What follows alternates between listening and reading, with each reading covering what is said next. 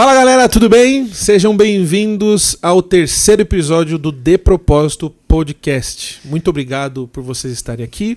Antes de mais nada, não esqueçam de se inscrever no nosso canal aqui no YouTube e também de clicar no sininho para que vocês recebam as notificações e os movimentos aqui do canal. Também é muito importante convidar vocês para estarem conosco nas nossas redes sociais, principalmente ali no Instagram e também no TikTok em @DePropósitoPodcast. E hoje, nesse terceiro episódio, eu falei para vocês que ia ser muito legal cada um dos episódios que a gente colocaria no ar.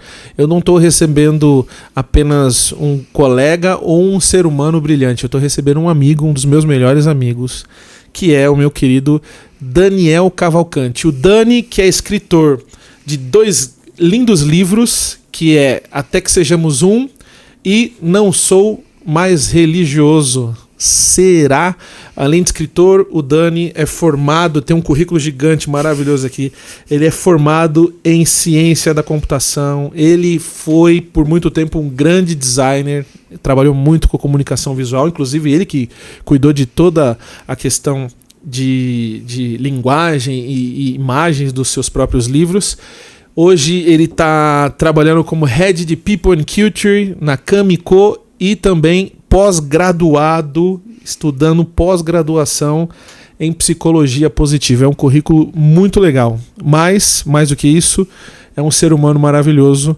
E eu dou as boas-vindas ao meu brother, Dani. Obrigado por estar aqui. Seja bem-vindo. Galera, bom. Antes de mais nada, antes de passar a palavra para você, uma coisa que eu gosto de fazer, obrigado, Gui. Esses livros são seus, que o Dani trouxe de presente. Qualquer coisa, só pegar aqui. Dani, como é que você tá? Bom demais. Primeiro é um prazer estar aqui, né? Esse projeto que você tem trabalhado aí com muito carinho e o tema é aquilo que a gente vive, né? Então é especial demais estar aqui. Estou muito feliz por essa troca nossa aqui. Muito bom, muito legal, Dani. Legal. Obrigado por ter vindo. A gente vai seguir um roteirinho aqui de perguntas muito legais, mas como é que tá você? Coisa que eu não falei, é o papai da Mari, né? Da Mari. O papai da Mari tá que pra tá chegar. chegando. Tá pra chegar. Como tá? Tá nos finalmente aí, nos últimos meses, né? A gente, na expectativa, dá dezembro, mas não dá a data dela chegar.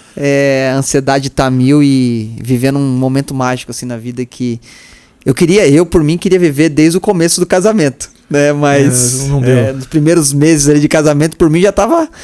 Mas a gente sabe que tem um tempo, né? E um momento certo para as coisas acontecerem e creio que foi no tempo certo. E eu tô apaixonado sem ver, sabe? É muito louco isso. Adrenalina todo dia, né? Todo dia. Algumas coisas aconteceram, alguns percalços aconteceram na gestação, mas é muito louco como você ama um ser humano que você ainda não tá nos braços ainda, cara. É loucura. Que loucura, cara. Que bonito. Um momento especial demais. Muito bom. Casado com a Carlinha, né? Com a Carla. Esqueci de falar isso também. É porque como tem uma amizade envolvida, a gente acaba quebrando as formalidades. É isso aí. Fica difícil de, em algum momento, você colocar a formalidade em primeiro lugar para apresentar e tal. Sim. Mas no geral, acho que a gente fez a apresentação o mais coerente possível. Mas, ô Dani, onde você nasceu, de onde você é, como foi tua infância, tem irmãos, como é que você Cara, costumo dizer que eu sou da zona Lost, porque a leste eu acho que acaba no Tatuapé, no olhar do público, né? Eu nasci em Guaianazes, né? Nasci em Itaquera, na Santa Marcelina, no Hospital Santa Marcelina. Residi a vida praticamente toda em Guaianazes, ali, que depois de Guaianazes já é interior, né? Município de Ferraz, Calmon, enfim.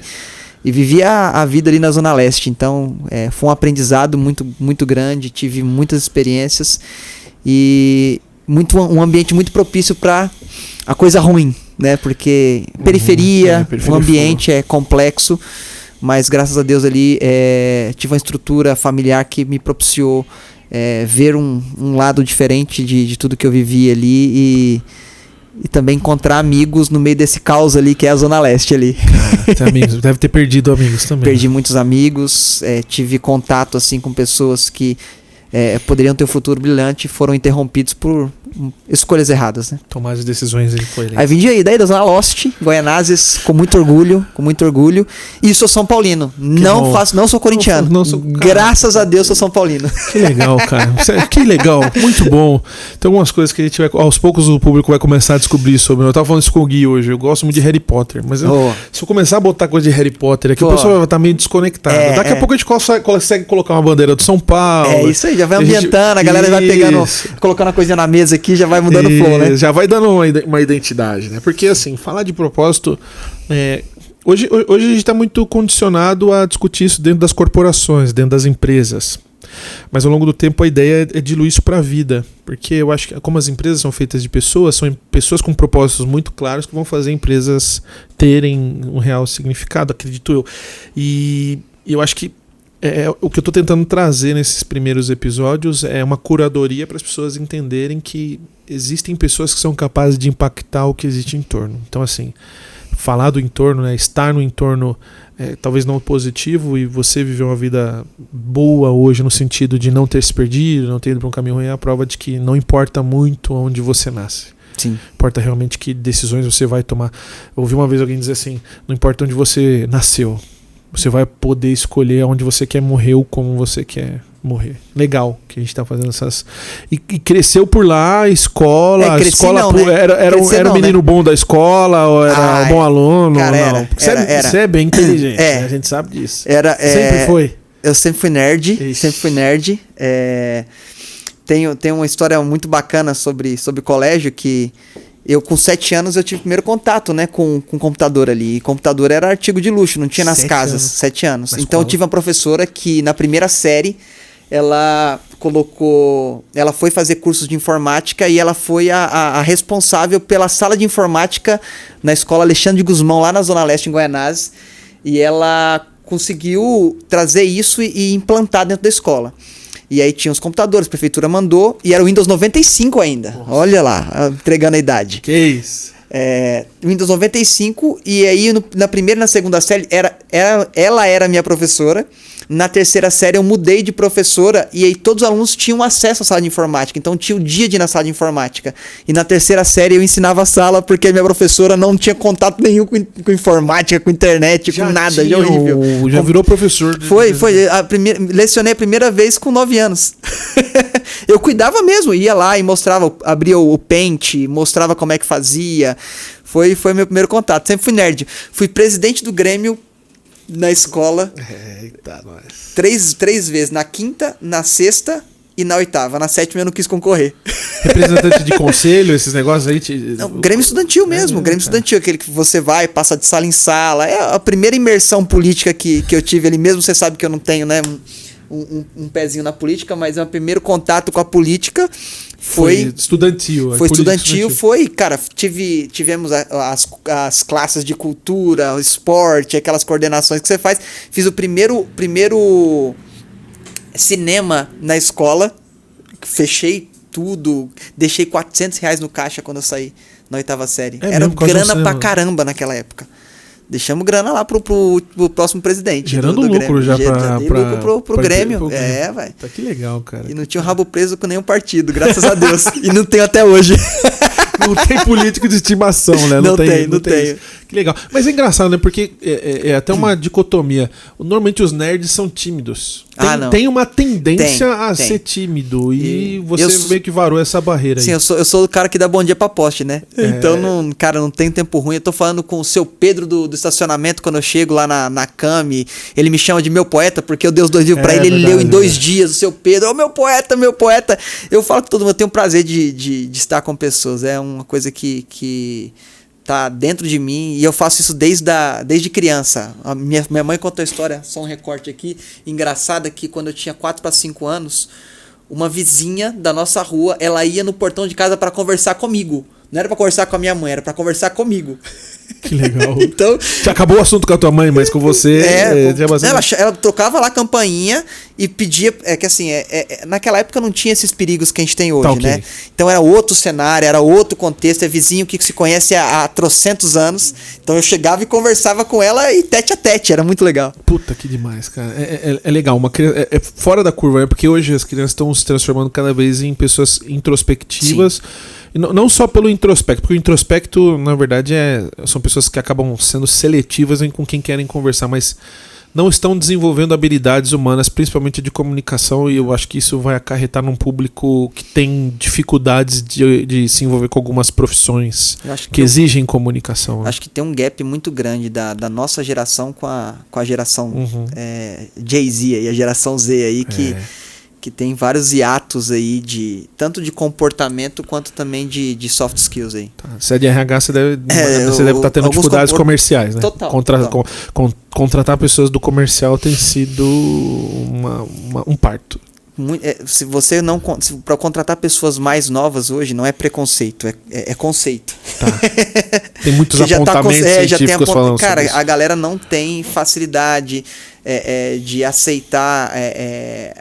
o modus operandi de uma empresa, sempre querem de assistente para CEO, né, sem percorrer uma carreira, sem trilhar um caminho, sem estudar também, que é importante também. O comportamento é importante, mas as hard skills também são muito importantes. Então a galera hoje tá meio vivendo em um universo paralelo, né, de não se deixar maturar, não se permitir sofrer, sempre é o par de sofrer. O sofrimento faz parte da vida humana, a gente muitas vezes vai sofrer muito para também aprender muitas coisas importantes na nossa trajetória, né? Parte do aprendizado é através do sofrimento, né? Total. Então, acho que não totalidade, né? Mas a parte e uma parte significativa, né? E assim, como o sofrimento ele é impossível de ser anulado, a gente já tem pessoas das antigas que já sofreram, que já escreveram. Freud escrevia muito sobre a angústia, sobre o sofrimento, né? No fim da vida, acho que foi no fim da vida de Freud, ele escreveu um livreto de 96 páginas chamado Mal-Estar na Civilização. E ele fala da questão da angústia no meio da civilização e como que o ser humano lida com essa angústia. Até quando ele fala sobre a fé, né? Porque ele chega a dizer que se fé existe, em mim não. Mas essas coisas é que davam refúgio para o Freud de combater a fé, quando ele dizia assim: a fé é uma terceirização da necessidade e da capacidade de compreender os próprios sentimentos. Então você joga ele para um campo terceirizado divinal. Sim. E aí você tira do seu campo de ter que administrar isso. Que não tem que mexer com isso, né? Exatamente. É quando o Jung vai fazer o contraponto, né? Falar sobre espiritualidade, mas... Bom, pra gente não ir muito fundo nesse primeiro momento, né? Então, aí você tem o contato com o computador, tal, e aí a gente já começa a ver os flashes de onde vai bater lá no design, que também depende de máquina. Mas aí, depois disso você vai, porque escola técnica, como é que você vai se formando? Foi assim, eu ensino fundamental, eu cheguei num colégio no Carlos Gomes, em São Miguel, um colégio incrível, um colégio modelo, assim, mesmo sendo estadual, tem um carinho imenso pelo Carlão, assim, conhecido como Carlão. Caraca. E lá eu tive professores incríveis. Eu não sabia que ia no currículo escolar, para mim só ia as notas, aquele negócio de falta, de frequência, né, e de notas, eu achei que só ia isso, mas foi o adendo lá que eu tinha criado, participei na sala de informática. Isso foi no teu currículo escolar? Não sei como, não sei se é boca a boca, não sei como é que é, mas acaba chegando. E eles estavam com a carência de montar um grêmio estudantil lá e tava uns computadores sucateados. Aí no ensino médio, não quis participar do grêmio, falei, olha, eu não quero, eu sei que tira muito tempo, e eu estava num colégio que tinha professores muito bons, então eu falei assim, eu não quero perder meu tempo com o grêmio, que eu sei que tira muito, eu quero focar no estudo. Mas a sala de informação, te monto o grêmio, deixo pronto para você, piloto aqui, tudo que tem que fazer, faz sua eleição, participo da apuração, tudo. E aí depois é vida independente, eu não quero me envolver, mas a sala de informática, como é fora da aula, eu consigo ficar pelo menos uma horinha todo dia pós-colégio volto para casa e a gente juntamos alguns amigos, montamos uma sala de informática e os alunos podiam ter acesso à internet, porque a gente conseguiu o speed naquela época, que era 1 mega. Cara, era um absurdo, era internet banda larga, era 1 mega internet banda larga naquela época. Saímos da discada, conseguimos e montei. E eu fui fazendo curso de informática aqui e ali, por curiosidade, porque foi muito curioso. E eu mexi em todos os programas do pacote Office. Não estamos ganhando nenhum real com isso, mas vai que cola. Vai que... Né? Vai que as próximas licenças... Vai que o Bill Gates está assistindo, né? Isso aqui está num PowerPoint, né? De repente... PowerPoint, né? PowerPoint. Vai que dá certo. Não é? E aí eu já sabia mexer no Excel, já sabia mexer no PowerPoint, já sabia mexer no Word. Aí eu vi um que chamava Front Page, que era uma ferramenta da Microsoft para fazer páginas. E aí eu fui, como sempre fui meio inquieto no negócio, pesquisei na internet o que era o Front Page, é um criador de página, e fui pelo HP... Você procurou no Yahoo ou no KD, né? Eu nem lembro qual que era, mas eu lembro que o IG, ele tinha uma página de hospedagem que era o HPG, que você podia colocar um domínio.hpg.com.br de graça. E aí eu fui e comecei a mexer e criei meu primeiro site. Caraca. Era Gospel Total o nome do site. Gospel Total. Olha só como o mundo dá volta, mas enfim... Recorte depois a gente faz.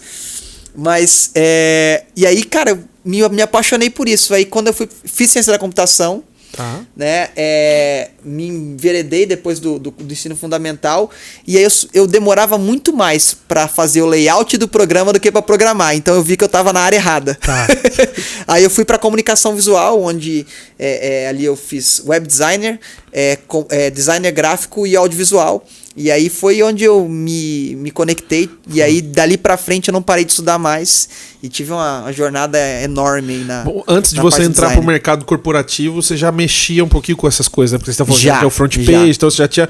Aí depois você vai dar uma transitada pra outra área que a gente vai discutir um pouquinho, mas entrou primeiro na tecnologia, sim, a parte de comunicação na sua vida do que qualquer outra coisa. A tecnologia nunca saiu, na verdade. Eu sou extremamente tecnológico. Você vai ver que a apresentação que eu vou fazer pros indicadores, ela vai ter um quezinho de design ali, um design que eu não vou fazer uma apresentação qualquer. Não vou pegar aquele template pronto e vou tocar. Virou parte da sua forma de trabalhar. Né? E o design, para mim, ele tá em tudo, né? Eu acho que o design... Eu sou muito detalhista, então...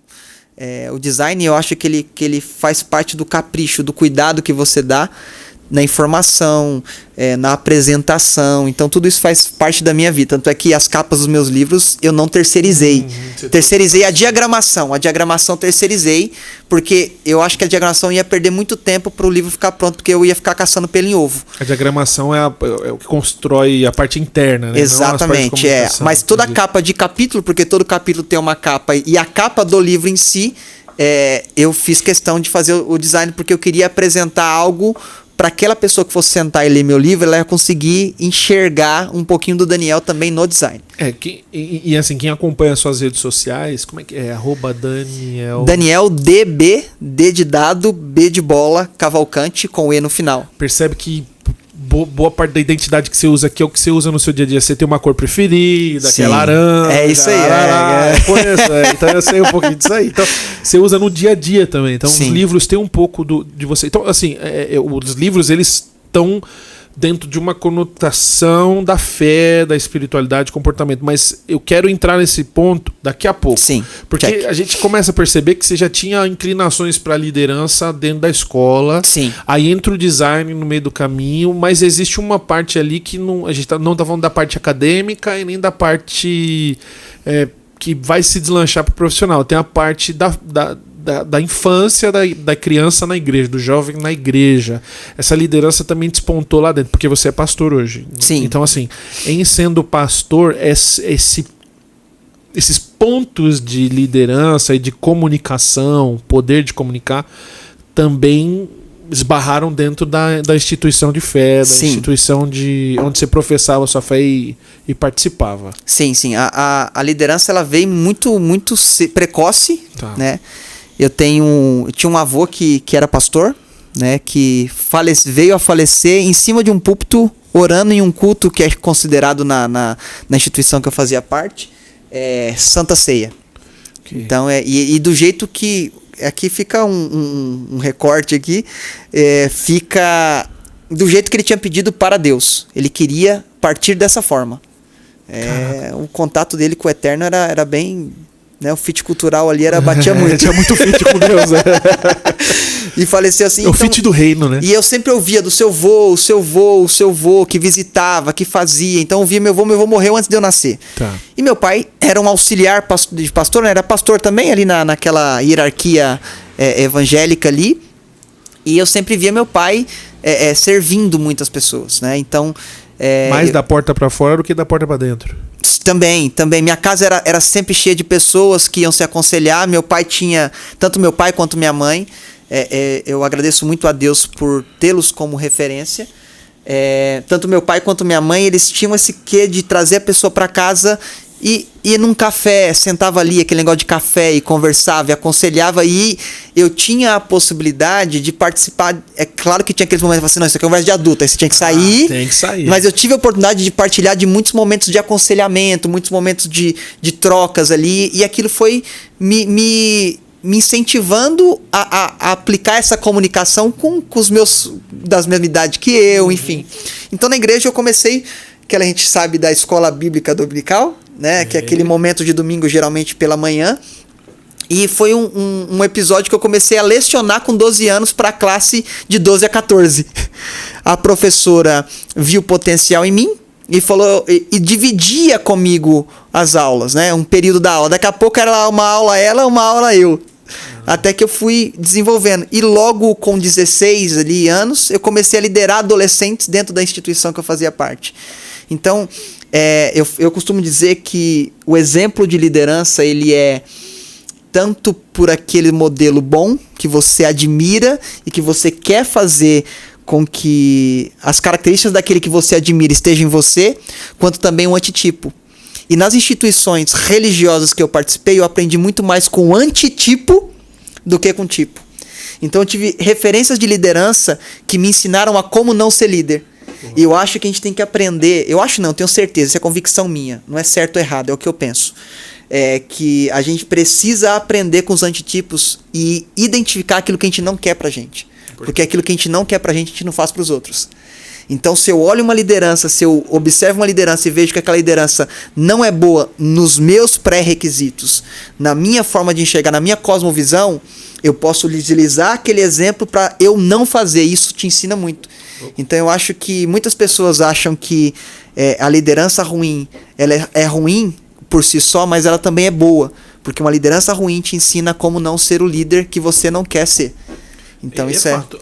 Quando eu emergi no mundo do RH, eu tive um primeiro líder ali, o Rodrigo Villegas, que hoje é meu primo, que trabalhava comigo. Se ele se recordar, ele também teve essa mesma liderança. Esse cara, vamos pensar em lei de Pareto, 80-20, 80% eu aprendi o que eu não deveria ser. Muito cedo, e foi minha primeira oportunidade de trabalhar em RH. Legal. Então, você imagina, tá numa fase da tua vida que você tá na faculdade de RH. Então você tá lendo que a Venato, os Paranauês todos ali estão pintando para você um universo que o RH é a galera mais gente boa que tem na empresa. E você percebe que o seu líder é o cara mais boçal que tem dentro da organização. Ele dizia uma frase célebre dele que eu discordo plenamente, mas era uma coisa que ele dizia e que eu fiquei gravado, que ele dizia assim, ele pegou uma caneta Bic e falou assim, tá vendo isso aqui? Falou para mim, pro Rodrigo, para quem tava na sala ali, nós somos isso aqui. Acabou. A empresa te joga fora. É assim que a empresa faz. Caraca. Cara, e vou dizer, o cara que já estava 10 anos dentro daquela instituição, daquela empresa.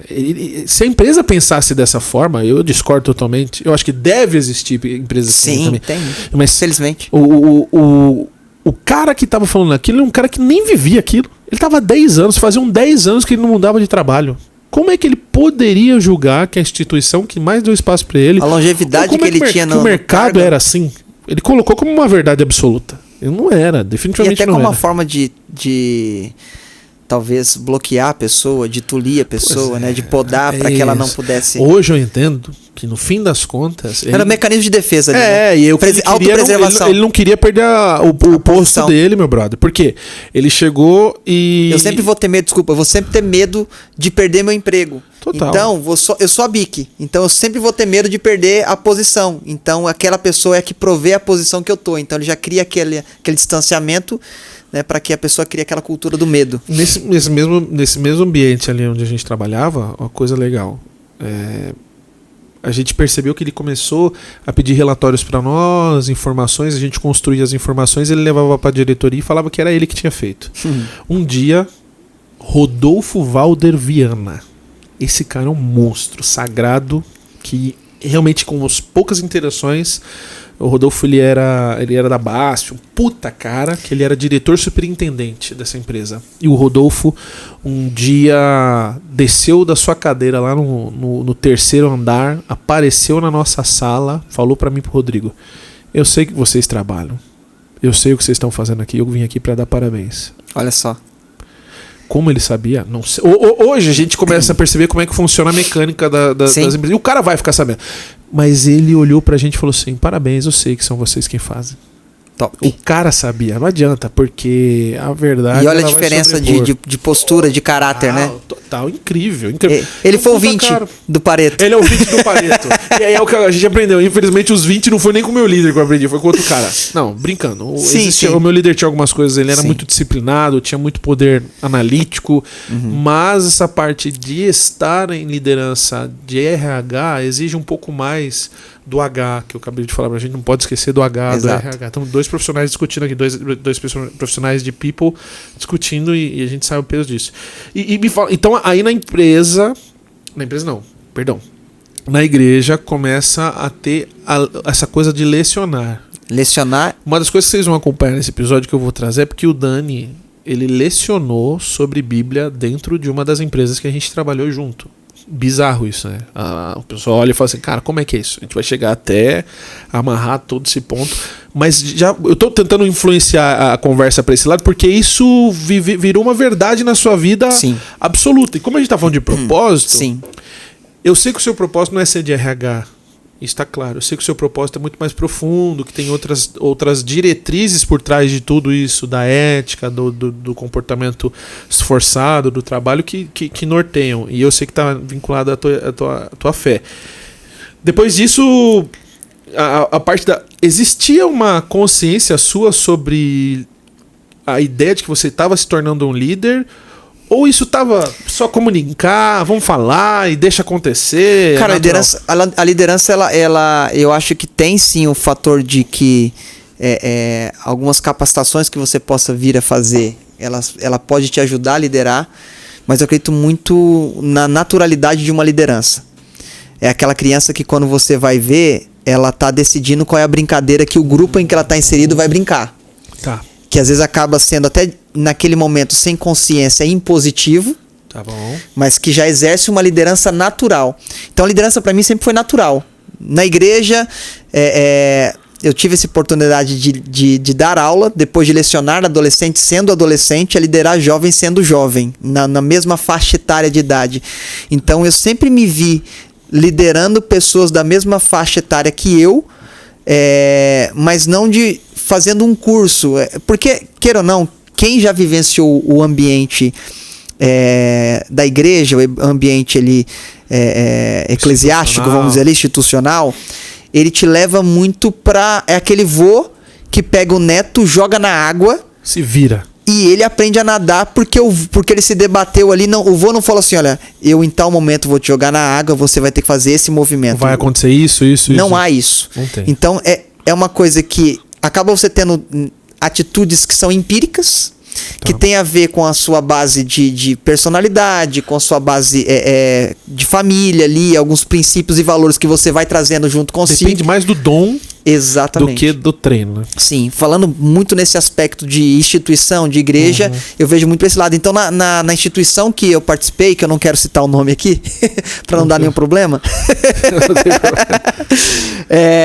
eu fui jogado no fogo, vamos dizer assim. E ali, com 16 anos, eu fui liderar adolescente, eu falei assim, cara, eu preciso de estudar mais as escrituras. Porque eu não posso não estar preparado se alguém vier pedir o conselho. Quando você diz as escrituras, você está falando da Bíblia. A Bíblia. Bom. E eu falei assim, eu preciso estudar a Bíblia porque eu preciso trazer conselhos, clareza e interpretações sadias. Eu sempre fui muito chato com essa questão da interpretação bíblica para quem está comigo. Então eu não podia fornecer um miojo requentado no micro-ondas. Eu sempre primei por oferecer algo bom para quem viesse até mim. E uma época que o acesso era só isso aqui, né? Era só. Era só leitura, era, porque não tinha YouTube, curso... Era livros ali de suportes, né, teológicos, que dariam a base, e a própria escritura, a própria Bíblia.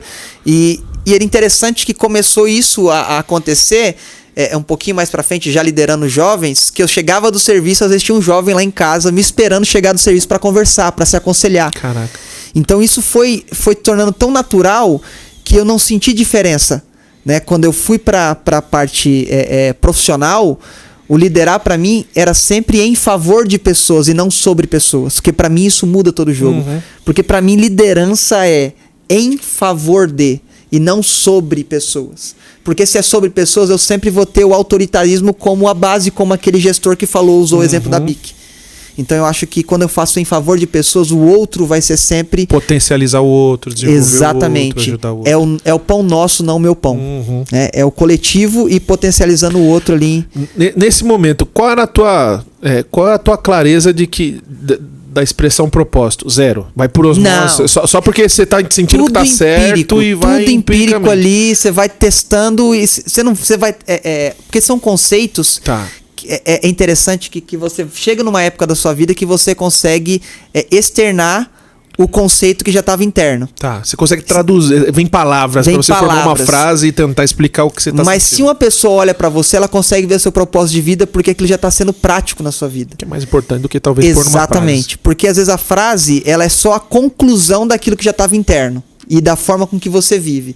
Então, o meu propósito sempre foi desenvolver pessoas, só que eu não tinha isso claro na verbalização. Mas todas as minhas atitudes e ações eram em relação a isso. Né? Então foi muito... Só tava subconsciente, não é nem inconsciente. Você tá consciente do que você queria, você só não conseguia esmirilhar aquele trazer. E também não era importante, porque assim, hoje a gente tem muito essa questão de ter que ter o conceito para validar o que é feito. Tá. Né? Tá, entendi. Então, hoje se requer muito uma frase que vai dizer um slogan. Então, queira ou não, hoje a gente está arrumando para isso. Não vou dizer que é bom ou que é ruim, só que para mim não é essencial. Eu acho que a prática ela é muito mais do que a teoria. Né? Isso que você está falando é importante, que assim, como parte da minha carreira eu ter construído como um transformador de cultura, é muito mais fácil você conseguir criar intencionalmente a comunicação sobre o que é a cultura quando os comportamentos já são saudáveis e aquilo que você vai agora anunciar intencionalmente é a verdade que já é vivida, do que quando você percebe que a cultura da sua organização não é saudável e aí você entende o que seria saudável, anuncia o que seria saudável e começa a combater a cultura não saudável. É melhor viver sem ter consciência, mas viver dentro daquilo que é bom, do que ter consciência e não ter conseguido trazer a verdade dessa consciência para os dias da prática. Né? É isso aí. As empresas hoje elas contratam por hard skills e demitem por soft skills. Eu falava isso pra supervisora do meu time, né? Que tá comigo. Eu falei, pega as últimas 10 pessoas que estavam aqui, cara. Te mandou embora por quê? Por questões de comportamento. Não é porque eles não sabiam apertar um botão, porque não sabia operar uma máquina, alguma coisa do tipo dentro da indústria. Não tem nada a ver com isso. Na maioria das vezes, não posso dizer que é 100%, mas as empresas estão sofrendo com isso já faz um bom tempo. Legal. Me diz uma coisa. Aí, no trabalho, quando você começou esse negócio de mexer com tecnologia, mas você vai entrar no mercado. E por que eu tô falando de propósito primeiro? Sim. Ontem eu tive uma conversa com uma pessoa que foi até umas 7 horas da noite. Ela tá com 25 anos de idade. Ela me disse, cara, mas eu não sei qual que é meu propósito. Eu falei, fica tranquilo. A questão não é você ter clareza do seu propósito e expô-lo numa frase. É importante você entender o que te move. Quais são os valores internos ali que esbarram com valores que você não concorda e que te impulsionam a ser quem você é. Exatamente. É uma estruturação por trás de tudo isso. Não importa uma casa ter uma parede bonita. Se por trás não tiver uma estrutura e por baixo também não tiver uma estrutura que a sustente, não vale nada. Vai derrubar. E quando você entra aí você tem essa clareza de querer ajudar as pessoas, não tem clareza de que aquilo se chama propósito, aí você vai entrar pro mercado de trabalho. Sim. Como é que você entra no mercado de trabalho? Cara, eu entrei como... mercado formal, assim, porque eu fiz... Meu primeiro trampo foi com 14 anos fazendo ponta de palito de churrasco, mas depois você fica... Ponta de palito de churrasco. no esmeril, mas você fica para outro momento. Mas eu entrei como digitador de apólice de seguro. Digitador ali. Tipo o datilógrafo lá, agora... O datilógrafo 2.0. Versão eu digitava turbinada. O de seguro o dia inteiro. E aí, cara, se queira ou não, a forma que você age, a forma que você fala, eu sempre tive uma facilidade de me comunicar. Então isso é uma graça divina na minha vida. Então essa comunicação sempre esteve presente. E logo nessa empresa eu fui muito rapidamente um estagiário que conferia o trabalho dos estagiários. Você era estagiário sênior. Era, isso aí o sênior. Na parte da manhã eu trabalhava digitando. Na parte da tarde eu subia para junto dos gerentes ali e ia conferir não só o meu trabalho, que de digitados para ver se não tinha erro, porque a gente passava por uma seguradora, se não me engano era Yasuda Seguros, que acho que mudou hoje o nome. A gente tinha que passar, então não podia ter erro, porque era apólice de seguro, né? Então tinha que ser muito criterioso. Então a gente tinha a digitação, subia pro sistema, a gente conferia apólice por apólice, batia a apólice física, porque era tudo escrito de forma manual, com aquilo que a gente tinha digitado, para ver se não tinha nenhum dado em divergência. Foi o seu primeiro trampo, isso? Meu primeiro trampo. E aí, cara, eu fui... Nada como office boy, assim, umas coisas mais normais. Já foi pra digitação. Digitação. Que coisa louca, né, cara? E aí depois eu fui pro estoque, eu recebi uma proposta. Meu pai trabalhou e aposentou, trabalhou durante 29 anos numa empresa que chamava Instalarme, depois foi comprada por uma empresa chamada G4S, que hoje ainda está no mercado. E ele tinha um respeito muito grande da empresa, o que ele construiu, e ele conseguiu me colocar lá dentro. Eu estava cursando ciência da computação, volto na área da tecnologia, ciência da computação, e eu estava fazendo ali o estoque. Eu fui liderar o estoque de uma empresa, sendo que a minha formação não tinha nada a ver com aquilo, mas naquela época se aproveitava muito isso do estagiário, porque estagiário era um custo baixo. Sim. Não tinha os benefícios que tem hoje. Naquele valor era a bolsa e você se virava para comer, para ir para o trabalho. Eu lembro que era R$600 que eu recebia, né? Era um dinheiro razoável, mas quando você colocava condução e comida, porque não tinha marmita, esse negócio tinha que comer lá, cara, eu tirava uns R$400 ali. Era livre, mas eu tinha ali... Pagar faculdade, BBB. Exatamente. É porque eles precisam te dar condições de continuar estudando também. Exatamente. Né? Então era muito pouco o valor. E aí, quando dava essa visão para eles, eu comecei a desenvolver um trabalho ali. Eu não sabia a diferença, era na área de segurança eletrônica, eu não sabia a diferença de um sensor para um parafuso. E foi um momento muito difícil para mim, assim, até legal abrir, que a gente sempre acha que a carreira nossa, embora seja... não fui num lugar ali que, sei lá, uma fábrica que às vezes você gasta muito esforço físico, né? Sim. Era uma coisa mais light, vamos dizer assim, mas eu com esse físico de grilo tinha que tirar equipamentos pesados dentro de uma sala que era muito pequena, que era o nosso estoque ali. Só que eu era muito humilhado pelos técnicos da empresa, porque como eu não tinha o know-how, e ali eles aproveitavam a mão de obra barata para colocar no lugar... que eles poderiam ter lucro em cima da minha mão de obra. Sim. Não me capacitaram tecnicamente quando eu entrei. E tinha uma pessoa assim que me desenvolvia na parte técnica ali do software, mas a parte técnica do produto do que era comercializado, que era comercializado eu não tinha. E aí eu fazia muita coisa errada. Não errada no sentido moral, mas errada no sentido técnico. E aí, cara, o pessoal aloprava. E você sabe que essa galera que é mais técnica, os caras são mais... a linguagem, né? Não é a linguagem agradável. Acessível. Os caras não têm ali uma escolaridade que vai fazer ele fazer uma análise e ver que aquele comportamento dele não é legal. Então ele vai carregar piada, vai te desqualificar, vai te trazer ali pra baixo. Então, pra economizar uma passagem, eu saía da Praça da Árvore, que é uma estação de metrô, na zona sul de São Paulo, e até o Planalto Paulista, que é a Avenida Indianópolis ali, eu andava a pé cerca de 30 a 35 minutos para economizar uma passagem. E era nesse período que eu chorava, porque eu sabia o que eu ia encontrar, quando porque você chegasse no lá... primeiro horário eu já atendi os técnicos, então eu já sabia o que esperava. Mas aquilo ali, ao invés de me deixar melancólico, depressivo, que eu acho que acaba sendo comum, aquilo ali pra mim, eu chegava lá, eu enxugava a lágrima e falava assim, vamos pra cima. Doía, mas não evitava. Mas eu não evitava a situação. Eu sabia que... E eu tinha que enfrentar. E aí o que acontece? Eu fui vendo que tinha alguns técnicos que eram diferentes de outros. Então eu chegava e falava assim, qual que é a diferença desse sensor para esse? Aí ele me explicava. Aí eu falava assim, tá, ele trabalhava com 70% dos bancos a nível nacional, eram nossos clientes. Então a gente estava trabalhando com a segurança eletrônica de grandes empresas. Então ele explicava, por que esse usa no HSBC e você não usa no Itaú? Porque no Itaú é um sensor anti-mascaramento, porque você colocar uma caixa de leite em cima do sensor, ele vai conseguir ver que ele foi mascarado. Então ele vai ver que é uma atividade suspeita e vai disparar. E aí eu fui aprendendo, aí eu fui pegando, eu tenho código de cor até hoje do 01001502, que era o sensor magnético. Gravou isso do estoque? Gravei isso do estoque. E ali foi me moldando, porque eu sofri, mas eu não deixei que o sofrimento fosse maior do que quem eu era. Que é o que, na verdade, a dificuldade que a gente tem é essa. O evitar o sofrimento não te faz parar de sofrer. Não vai quebrar, não vai tirar os técnicos da frente. Não vai. Vai tirar. E aí que entrou a tecnologia, porque um certo dia eu tava lá, nessa sofrência que eu tava vivendo, e a matriz da empresa era em Araras e a filial era em São Paulo.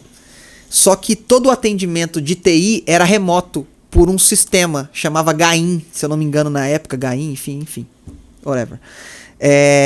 E a internet estava fora. E uma das diretoras ali, comerciais, ela não estava conseguindo fazer algo, eu nem lembro o que era, mas eu sei que era uma coisa técnica, e eu vi a assessora, a secretária dela, angustiada, a Vanessa. Eu cheguei, Van, o que foi? A dona Diana tá precisando aqui de ajuda, só que o pessoal não consegue conectar porque a internet caiu. Eu falei, o que ela tá precisando? Aí ela me falou, eu resolvo em 5 minutos. Fui lá no computador, arrumei e tal, fiz. E ela me chamava de Danizinho. Danizinho, a dona Diana, Danizinho, você conseguiu aqui. Assim, né? Danielzinho, Danielzinho, Deus me livre. Já sou não precisa ficar falando que eu sou. Não precisa fortalecer essa verdade. Exatamente, já... Daniel, Dani, Dan, até o Danizinho, que ela carinhosamente chamava, eu tolero. E ela falou assim, cara, você não quer dar suporte para toda a diretoria e o CEO, e aí eu te pago um valor a mais na sua bolsa, porque era bolsa naquela época, na bolsa, não sei se ainda é. Bolsa auxílio. E aí, cara, na sua bolsa, eu falei assim, beleza, bacana. Aí comecei a trabalhar na parte ali digital ali com ela, então eu comecei a dar suporte. Então Araras, que era a matriz, nem logava mais. Falei com o diretor de TI e tal, ele me validou, me passou todas as senhas que eu precisava mexer, e eu passei a dar suporte. A tecnologia sempre teve. Aí você mexeu mais pro TI mesmo, dentro da organização. E eu continuei no estoque, também? Não perdi o ofício, era dupla função aí, ó, dava até um processo trabalhista. Pelo amor de Deus, dá um problema. Que é outra coisa que hoje o povo sabe. Eu tava como estagiário de ciência, fazendo curso de ciência da computação, mas atuando no estoque. Logística, nada a ver. E ainda aí tinha a ver com a área, mas que era acréscimo de função ali. E aí depois disso tudo fui pro comercial, porque houve um desacordo ali, o gestor operacional achou que eu não estava cumprindo com as minhas funções, e todo mundo sabia que eu estava, mas era porque eu estava tendo acesso à diretoria. Fui para trabalhar diretamente com a Diana como diretor ali e trabalhar no comercial, e eu tive 9 anos no comercial. Então, cara, foi um momento muito bom pra mim, porque eu aprendi com líderes incríveis. Vou citar nominalmente aqui Daniel Borba, Fernando Moreira, foram pessoas incríveis, assim, que contribuíram muito com a carreira que eu desenvolvi no comercial, e assim, eu me apaixonei com o comercial, porque a comunicação me ajudava. Eu já tinha o conhecimento técnico que eu adquiri dos equipamentos, e agora eu fazia a proposta para vender para o cliente aquele equipamento que eu já tinha know-how. Muito mais seguro. Então eu já sabia, eu fazia uma consultoria praticamente do know-how que eu tinha técnico para vender melhor. Então a venda saía melhor. Então eu tive que uma das coisas que quando a pessoa está imergindo na carreira, é difícil explicar isso para ela. Mas se ela conseguir entender que não é um acúmulo de função, é uma oportunidade. Exatamente. É uma oportunidade de você ser polivalente. Exato. Mas que choca com essa questão de achar que está sendo abusado, que está sendo caçado. Quem acha que está sendo abusado, é claro que a gente sabe que todo existem lado, os abusos. Todo lado tem, toda história tem 3 lados, o seu, o meu e a verdade, né? a gente sabe que há sim empresas que abusam e acabam extorquindo ali o funcionário ali e subjugando até no momento com a cultura do medo para que ele não queira sair e aceite aquilo de boca fechada. Tá. Mas eu sempre vi por esse lado, eu vi como oportunidade. Então, eu cresci dentro de uma instituição que eu fiquei ali durante 6 anos ali, que fiquei até com medo de sair porque foi meu primeiro emprego de verdade depois do estágio ali. Eu fui estagiário ali também, mas fui registrado em carteira, então era meu primeiro registro, então fiquei com receio de sair. Mas quando eu saí, cara, muito bem, porque eu saí não demitido, mas pedindo demissão para ir para uma outra oportunidade. E desenvolvi assim muito. E fiz amizades que até hoje eu tenho, pessoas desse ciclo de amizade. Não consigo vê-las na velocidade e na frequência que eu gostaria. Mas que tenho, sempre que posso ligo, né? Porque estão em outros estados, outros estão em outros países, enfim, sempre que eu posso ter uma conexão ali e sempre sou bem recebido. Isso é uma coisa que eu guardo comigo. Legal. E daí você segue para uma outra oportunidade depois de 6 anos, vai para um outro mercado, continua no mesmo mercado, porque o mercado da segurança eletrônica ele é muito nichado, ele até é muito porque fechado. Exige uma certa descrição, total, alguma coisa do tipo. Você assina contratos de confidencialidade. O compliance enfim, é forte demais. Exatamente. Né? Então, quando a gente vai para esse segmento, ele é um segmento que fica muitos funcionários ali a vida inteira trocando de empresas, Legal. Né? E eu fui para a Gocil, que foi uma empresa incrível. Um dos melhores ambientes na área de segurança eletrônica que eu tive corporativo foi na Gocil, um ambiente que eu vivi ali com uma equipe muito bacana. Só que no começo não foi assim, porque as empresas tinham empresas dentro da empresa. Tá bom. Então existia, eu estava no comercial e tinha o financeiro e tinha a engenharia. E esses times não se conversavam muito. Silos. Eram silos e, por exemplo, o comercial é visto como o folgado da empresa. Porque realmente, às vezes, algumas características das pessoas que estão no comercial é de querer fazer acontecer a qualquer preço. E eu não acho que seja assim. Então, o que estavam acostumados? O financeiro, que quer prezar pelo o melhor, o bottom line ali esteja, né, ali 18, 20 ali, né, o cenário perfeito.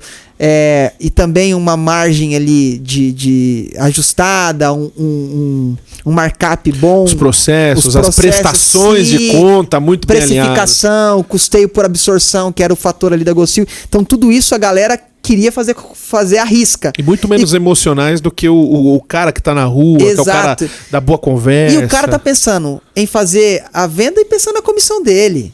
Então ele vai pensar em colocar o maior desconto para conseguir e desde que não interfira na comissão dele. Exato. Essa, infelizmente, não na totalidade, mas é uma mentalidade muitas vezes do comercial. Talvez fosse que acontecesse lá, né? Isso chocava o financeiro. E a engenharia prezava pelo quê? Não, tem que ser o cabo categoria XPTO banhado a ouro porque não vai dar nenhum problema. Então inviabilizava a proposta comercial porque vinha com orçamento muito caro.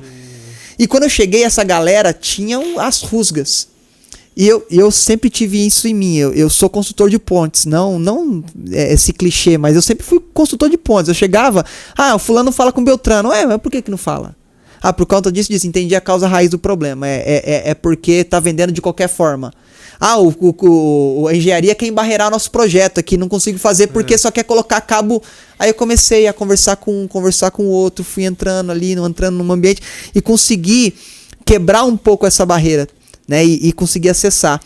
E tanto é que eu tenho um orgulho muito grande, inclusive fiz um amigo querido lá dentro, que é o Délio, que era o controller da empresa, hoje ele é CEO de uma empresa, nem lembro o nome dele, da empresa, mas é um cara incrível, que me ensinou muito sobre financeiro, que me ensinou muito sobre Excel, que me ajudou muito na área comercial, e que se tornou um amigo que era improvável, porque é o controle da empresa, é aquele que ia embarrear as minhas propostas no comercial, mas que me ensinou a importância de um custo certo, a importância de um markup bacana. Exatamente, pensar a longo prazo, não só nessa venda, mas em vender bem constantemente. Tá. E quando eu saí da empresa, pessoas que não se falavam estavam sentadas na mesa na minha despedida da Gocil. Que legal, cara. Cara, pessoas que muitas das vezes ainda tinham alguns problemas de relacionamento com outros, mas porque era a minha despedida, eu estava sentado. Então eu fico muito contente por ter construído isso e não foi algo imposto, foi algo conquistado. Natural. É natural. Então eu vejo que, e um detalhe bacana é que tinha um café Eu lembrei até hoje, acho que era Maiara o nome dela. Tinha um café que algumas pessoas, quando viam que eu descia a escada, iam pro café para ter um momento de Conversar ter um com one-on-one ali, que não era one-on-one com o líder, mas muitos conselhos de vida pude compartilhar ali. Momentos que transcendiam o profissional, porque naquele momento do café, eu entendo que o momento do café, embora seja dentro de uma empresa, é um momento de conexão também. Total. E que aí as pessoas vão abrir coisas que extrapolam o profissional. E você tem, claro que você tem que ter o tato para que você não extrapole o ambiente profissional e seja, né, de alguma forma invasivo, mas você também tem que entender que tem um ser humano do outro lado que está precisando de outro ser humano. Tá dando sinais que quer se abrir. Né? Quer ajuda. E não é um profissional que está precisando de outro profissional, é um ser humano que está precisando de outro ser humano. Essa coisa do... Porra, é uma dicotomia complexa. Chega a ser paradoxal. O fato de que eu tô dentro de uma empresa, eu preciso gerar lucro, mas a minha capacidade de gerar lucro está extremamente atrelada à vida que eu levo ali fora, ou quem eu sou no CPF. Sim. E não na carteira de registro de trabalho. As empresas têm uma baita dificuldade de interpretar esse momento de pausa como algo mais rico. Sim. Do que talvez um treinamento de hard skill que você tem para dar. Pra mim, total. Se o cara entra com a cabeça voando com outro problema lá fora, nesse treinamento, ele não vai produzir, ele não vai absorver quase nada.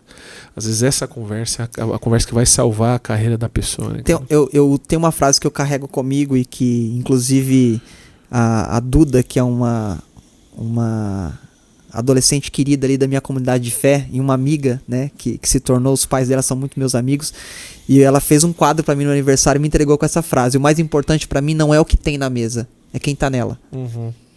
Então não importa se é um café, e para mim também não importa onde está essa mesa, se é no trabalho, se é aqui, se é na minha casa, se é na casa de alguém, o importante é quem tá nela. Uhum. E isso tem que fazer efeito na vida do outro, né? Então, quando a gente é intencional em tudo que a gente faz, não é só um café.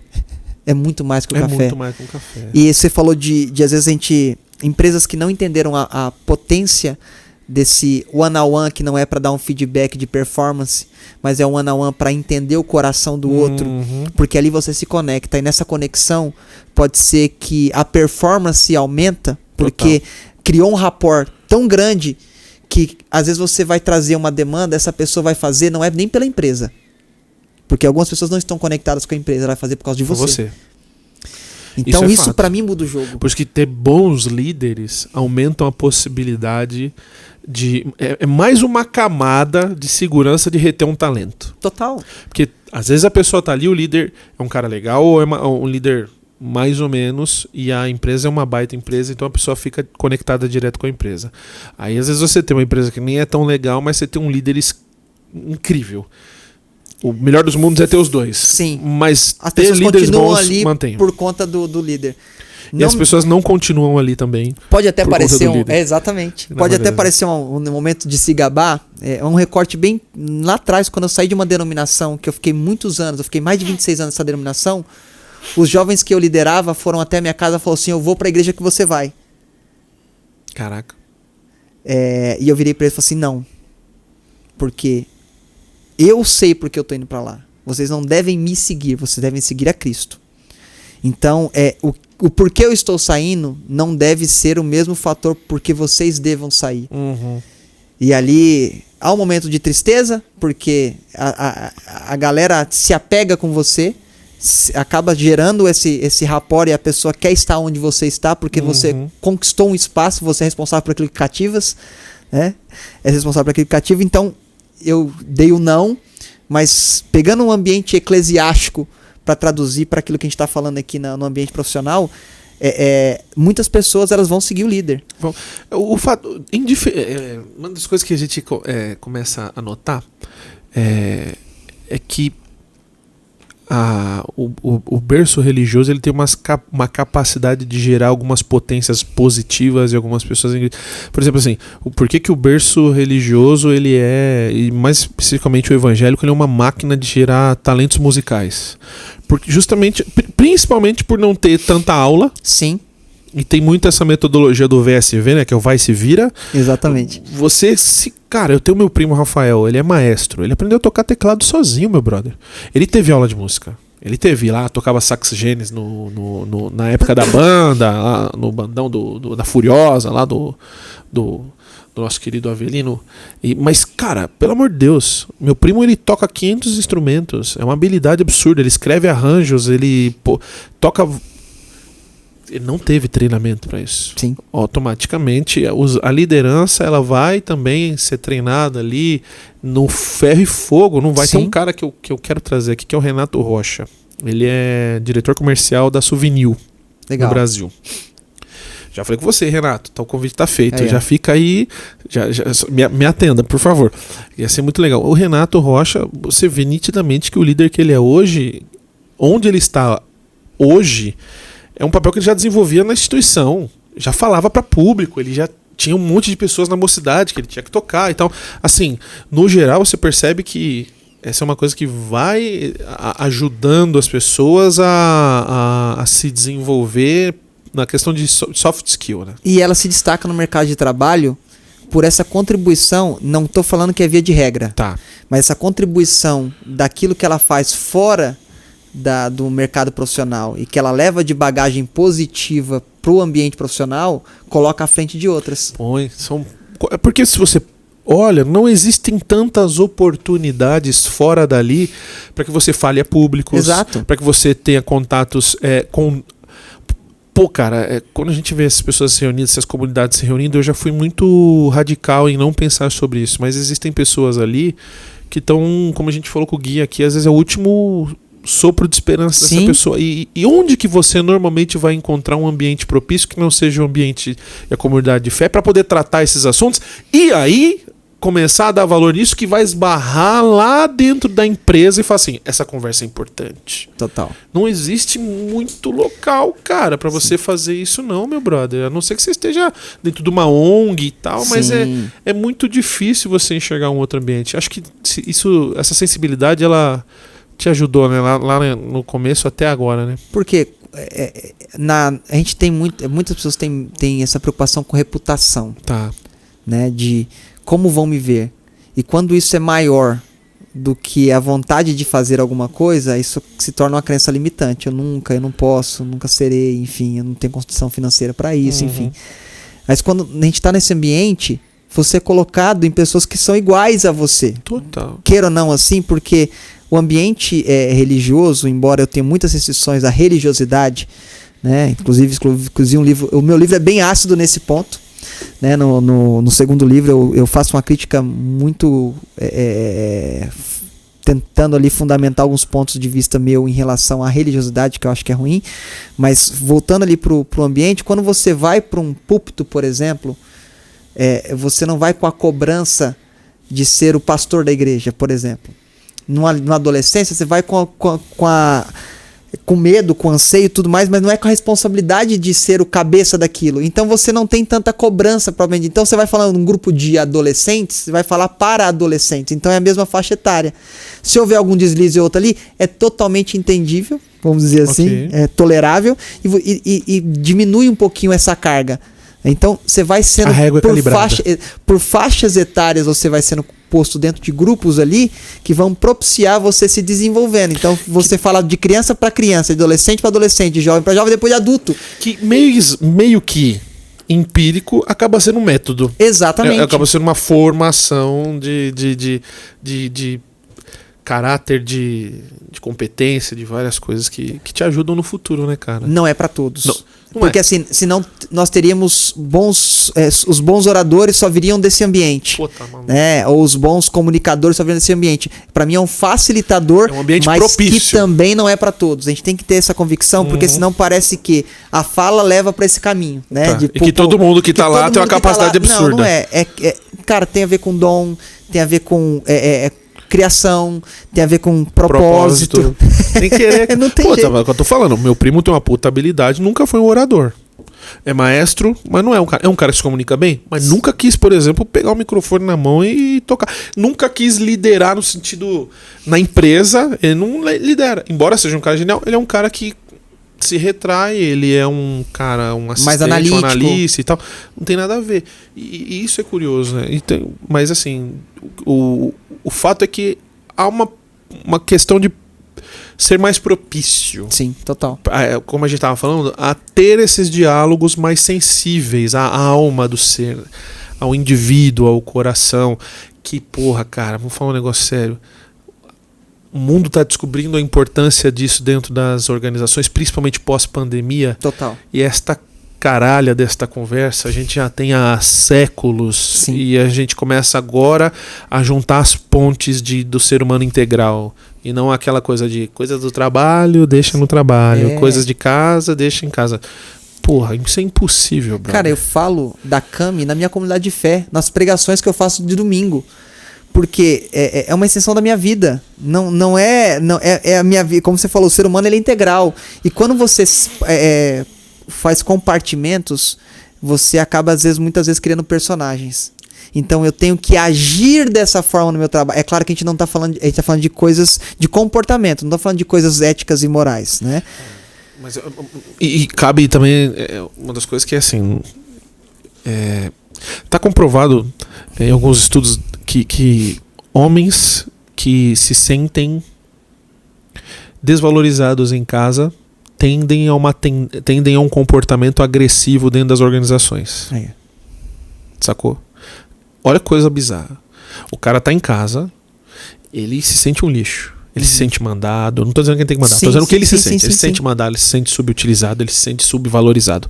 Chega na empresa, ele é um puto escroto, velho. A síndrome do pequeno poder. Ele tem uma posição ali que ele vai e ele faz valer toda a sua fragilidade emocional, ele transpassa ali no ambiente de trabalho. Óbvio que existe. Óbvio não, né? Mas existe alguns apontamentos de que o cara existe uma questão de sociopatia, porque o cara começa a querer judiar do funcionário porque ele tem ódio da esposa. Então, assim... Transfere, né? Transfere. E esse é o princípio da psicopatia também. Né? Então, um dos princípios da psicopatia. Mas se percebe, se quando a gente começa a tentar trazer quem sou de casa para dentro do trabalho, para dentro da comunidade de fé, para onde quer que você começa a integrar e ser um só, porra, cara, a vida é muito mais fácil. Porque quando você tem essa possibilidade de se tornar personagem, que eu sou muito chato com isso. Quando é um personagem no trabalho, quando é um personagem em casa, quando é um personagem, sei lá, na religião em que ele participa, faz ali, cara, tem um problema porque uma hora o personagem dá vazão pro ator. E vai chocar, porque se eu tenho um comportamento no trabalho, se eu tenho um comportamento em casa, se eu tenho um comportamento, uma hora isso aí vai dar um cross e vai aparecer o ator. E aí, bom, mas você não era assim, por que você está fazendo assim? Então quando você é integral e você vive na verdade, a verdade de quem você é quem você é em qualquer lugar, então isso vai conectar as pessoas a enxergarem você na sua totalidade. E não fragmentos de você. Não estou falando pra gente abrir intimidade no trabalho. Não é isso. Não tem nada a ver. Mas você ser... Os seus valores no trabalho tem que ser os seus valores em casa. E se tiver alguma coisa chocando, eu falo, sai do lugar que você tá. Porque você vai ficar infeliz em um lugar e vai ficar dando murro em ponta de faca. Não se sujeite a... Fogo é isso, cara. Como a gente vive num país emergente, existe uma necessidade construída dentro da nossa consciência do dinheiro.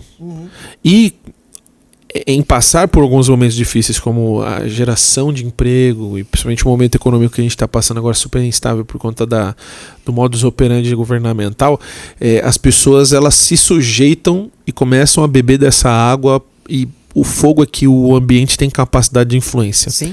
E às vezes elas começam a se intoxicar com isso, e isso vai começando a... Eu gosto muito do Diabo Veste Prada. Sim. Como o ambiente começa a mexer com a cabeça Como da que aí colaboradora e pegando tal. o exemplo do Veste, como que os amigos começaram a notar a diferença. Primeiro era uma diferença boa, porque tava bem vestida, porque Tá tava, trazendo né, presente, tá trazendo né? presente. Isso aí. Pô, ela tá se exportando melhor, mas daqui a pouco ela tava perdendo a essência dela. E quando ela viu Exatamente. que ela perdeu a essência, ela abriu mão. Começou a dar valor Ela- pro material absurdamente, abusivamente. E aí, até o texto lá do filho pródigo, né? E caindo em si, né? Eu acho que a personagem ali, esqueci como é que era o nome dela, Andrea. É a Andrea. Ela é a Andrea, é a Anne Hathaway que faz o filme, mas ela é a Andrea que é uma Emily. É Andrea? É uma das... Emily, era uma Emily. É uma Andrea, Emily é como a Miranda chama todas as suas assistentes, Exato, mas ela é a exato. primeira Emily que ela chama pelo nome, Pelo que é a nome de Andrea. Andrea, É isso exato. aí. O resto vira todo mundo Emily. Exato. E é legal que ela cai em si. Ela vê que, por mais que. E assim, e ela desdenhava do lugar que ela entrou. Ela encontra com um executivo que fala: meninas no seu lugar matariam pra estar onde você está. Exatamente. E ela, tipo assim. Tipo, desculpa a expressão, que cagando pra É, aquilo. Porque isso aí. ela, que ela queria? Ela queria uma oportunidade de estar em um lugar que ela pudesse escrever. Que acabou que ela não teve. Enfim. Então, mas quando ela percebeu que aquilo ali estava entrando e ferindo a essência dela, e ela teve o estalo, ela virou as costas. E isso é uma das características que, mesmo que você não tenha clareza, que eu não tenha clareza, que começam a interferir e ajudam a gente a descobrir o que é o propósito. O que está conectado ao seu propósito não fere os seus valores. Exato. Exatamente. Não fere seus valores. Não fere seus valores civis, não fere seus valores de fé, de pessoa. Embora seus valores de fé guiem a sua pessoa, Sim.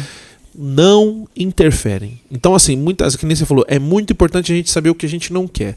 Se você quer saber qual é o seu propósito, saiba que o ambiente de trabalho, a comunidade onde você frequenta, onde você está conectado e onde você sente que está exercendo uma coisa bacana ou o seu propósito, eles não vão ferir seus valores. Do contrário, esse é o primeiro, eu acho que um alarme, uma sirene que já diz alerta. assim, aqui você não vai exercer o seu propósito e aqui, enquanto te gera angústia, você não vai estar no centro do porquê você nasceu.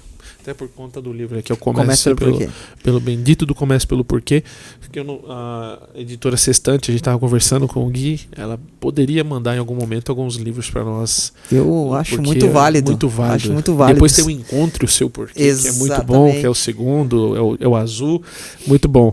A gente tá engraçado, né? A gente assiste os caras fazendo isso aqui e a gente começa a olhar os bastidores, a gente começa a ver. Eu falei que eu tava me sentindo o Jô Soares, porque o Gui, ele fez essas canecas, o Gui tem uma empresa que faz isso aqui também, e é engraçado, agora a gente tá nesses bastidores e a gente começa a falar, cara, quem que será que vai se conectar conosco? Mas exato. quando você tem um propósito muito caro, você só quer que as pessoas que se conectem com você sejam pessoas que acreditem realmente naquilo que você acredita. Quem vai pro mesmo lugar se encontra no meio do caminho. Não sei o autor dessa frase, mas eu uso ela muito e alguns já atribuíram a mim, de tanto que eu uso, mas não é minha. Quero deixar claro, não é minha. Se você for no registro de patente, ela pode passar a ser sua. Mas vai ferir o meu valor. Vai ferir o seu valor. Muito bom. Você pode colocar, virou minha porque eu comprei, né? Mas não é minha porque eu não criei. Exatamente, porque eu concebi. Mas eu acho que é uma máxima, porque as pessoas estão indo pro mesmo lugar, que tem o mesmo propósito, vão se conectar. É inevitável. Inevitável. Não tem como. Eu não sou muito a favor daquela frase, todos os caminhos levam a Deus, mas todos que estão no caminho que eu digo Cristo, né? Estão indo a Deus, né? Não existe, ele é o fato de ter e eu acho que é esse caminho que as pessoas vão se encontrar, e esse caminho ele tem traços, ele tem jeitos, ele tem valores, ele tem condutas, ele tem características específicas que ao longo do prazo a gente começa a entender que vale a pena. E eu quero levar essa questão para frente. Check. sobre esses comportamentos da vida do cara que segue Jesus e tal, e como é que isso acaba se desdobrando na vida corporativa. Mas aí, Dani, você entra para a parte do mercado de segurança ali eletrônico, vai avançando, talvez você construiu carreira, tal, mas tem um momento que você rompe com o mercado corporativo e você fala: eu não quero mais. Eu quero um CNPJ para mim, Exato. não quero mais. E aí é onde você inclina a sua carreira com toda a energia pro design. Que ano que foi isso, cara? Lembra? Cara, a decisão foi em 2013. Isso eu lembro com clareza. Agosto de 2013. Primeiro que foi o meu melhor desafio profissional para gestão de pessoas e o ambiente mais tóxico que eu já vivi. O que antecedia essa tomada de decisão. Exatamente. Tá O fator preponderante para eu sair do mercado corporativo lá em 2013 foi esse. Eu já tinha aquilo que a gente fala de por fora, né? Eu fazia muito site, eu fazia muitas artes. Tem um nome mais bonito, que é o freelancer. É o freela. Freela. Quem tá com preguiça de falar é freela. Então tinha muitos trabalhos que eu fazia e modéstia à parte, pra mim humildade não é pensar menos de si, é pensar menos em si, né? Então não é se depreciando que você vai se tornar humilde. E modéstia à parte, eu sou um designer muito bom, né? Porque eu não deixei de ser designer porque eu estou em uma outra área de atuação. E a minha carreira, ela é construída não é a partir de uma profissão, é a partir de mim, né? Então, como eu estava vivendo esse cenário ali, eu tinha muitos clientes. E eu falei assim, poxa, esse negócio dá dinheiro. E quem me conhece sabe o quanto que eu gosto de criar, né? Eu falei assim, pô, isso dá dinheiro, é muito legal, tal. E eu tava vivendo, eu ganhava muito bem. Eu tava com o Fernando Moreira, que é um amigo meu, que era o diretor da empresa. Eu fui para liderar 18 pessoas com 21 anos de idade e nenhuma das pessoas eram mais mais novas do que eu. Cara, você tá com 21. Eu tava com 21 lá. Puta merda. Quando eu entrei na GR. Quanto tempo você ficou lá? Fiquei 1 ano e alguma coisa, eu não lembro exatamente, mas foi mais de 1 ano. Foi mais de 1 ano. Você foi empreender com 22, 23 anos. Exatamente. Com 24 eu tava casando, velho. Você já tinha uma empresa. Eu casei com 24 também. É mesmo. Então você empreendeu antes de casar. Foi no... Eu já tava casado quando empreendi. Então foi um pouquinho mais. 2012 eu casei, 27 de outubro de 2012. Guarda a data. Eu já tava casado nesse momento e, cara, era uma puta experiência pra mim, porque eu aprendi muito a como não fazer com o líder anterior que me antecedeu, e eu fui fazer. A única coisa que eu não. Pra você ter noção, aqui falando de RH. Entrando na terceira férias atrasada da galera, pra tirar a galera, quase entrando na terceira férias. O pessoal tinha sido prometido coisas de promoção que não ia ser cumpridas. O gestor que estava antes de mim era carrasco, um perfil totalmente oposto. Eu cheguei com uma equipe completamente fragilizada, que a única coisa, eu almocei com cada uma das pessoas para conhecê-las, e também eu usava a frase, eu só posso dizer uma coisa, eu não sou a pessoa, não vou citar o nome, eu não sou a pessoa que me antecedeu. É a única coisa, posso prometer, eu vou regularizar o que precisa regularizar na parte de DP, eu vou estar presente para você, para o que você precisar, mas a única coisa que eu posso te garantir é que eu não sou a pessoa que estava antes de mim. Não vou fazer promessas Não vou fazer promessas nenhuma para te conquistar.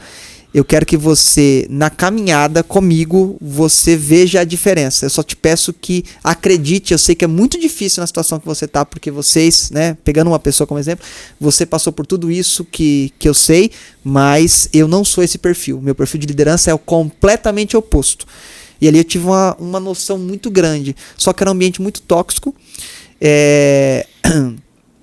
Não somente pelas pessoas, na cultura não era aquilo que eu acreditava. Para a empresa tá tudo certo, é uma empresa bacana, tá no mercado. Existe o certo e errado. Existe o que é bom para eles e que para mim não é bom. Exatamente. E um amigo muito querido, Fernando, eu pedi ali para ser desligado, ali a gente entrou num acordo.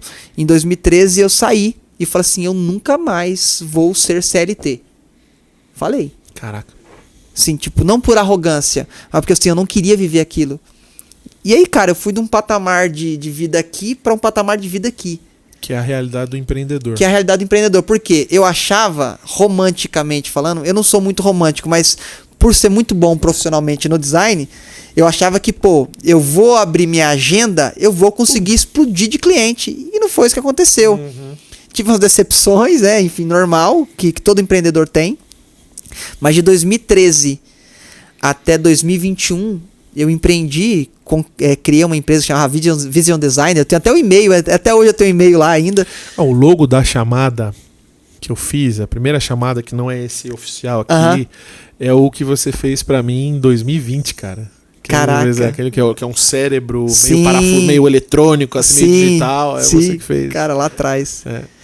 E cara, eu decidi empreender. E aí, o bacana é que agora vai a nossa conexão, porque nós já nos conhecíamos no ambiente eclesiástico, no ambiente institucional, e nós tivemos um café na Casa Nápoles, na Anália Franco. Eu, você e o Diego, um amigo nosso querido, um abraço pro Diego aqui também. Thiago tava, mas o Thiago tava, mas não tava. Porque o Thiago tava fazendo live, tava fazendo não sei o quê, mas... O Thiago é um player de supermercados, Cara, ele é um top. mestre que ele explica como que o supermercado pode estourar. Só que ele chega num ambiente que é de varejo ou coisa do tipo assim, onde tem cliente, comida, posicionamento. Ele é um rato daquilo, ele começa a gravar, pegar. Então a gente concorda que o Thiago estava ausente, estando presente, porque ele estava trabalhando. Capturando oportunidades ali. É um Exatamente. Visionário, né, na área. E eu, você e o Diego, fazia muito tempo que a gente não se via. Fazia tempo, cara. Presencialmente, porque a gente se falava, a gente trocava mensagem, a gente ria, tal, compartilhava. Fazia uns 5 anos ali, por aí, que a gente por aí. não se via. E, cara, a gente ficou mais ou menos, se não foi mais, umas 6 horas ali, brincando, 6 horas conversando. E comendo.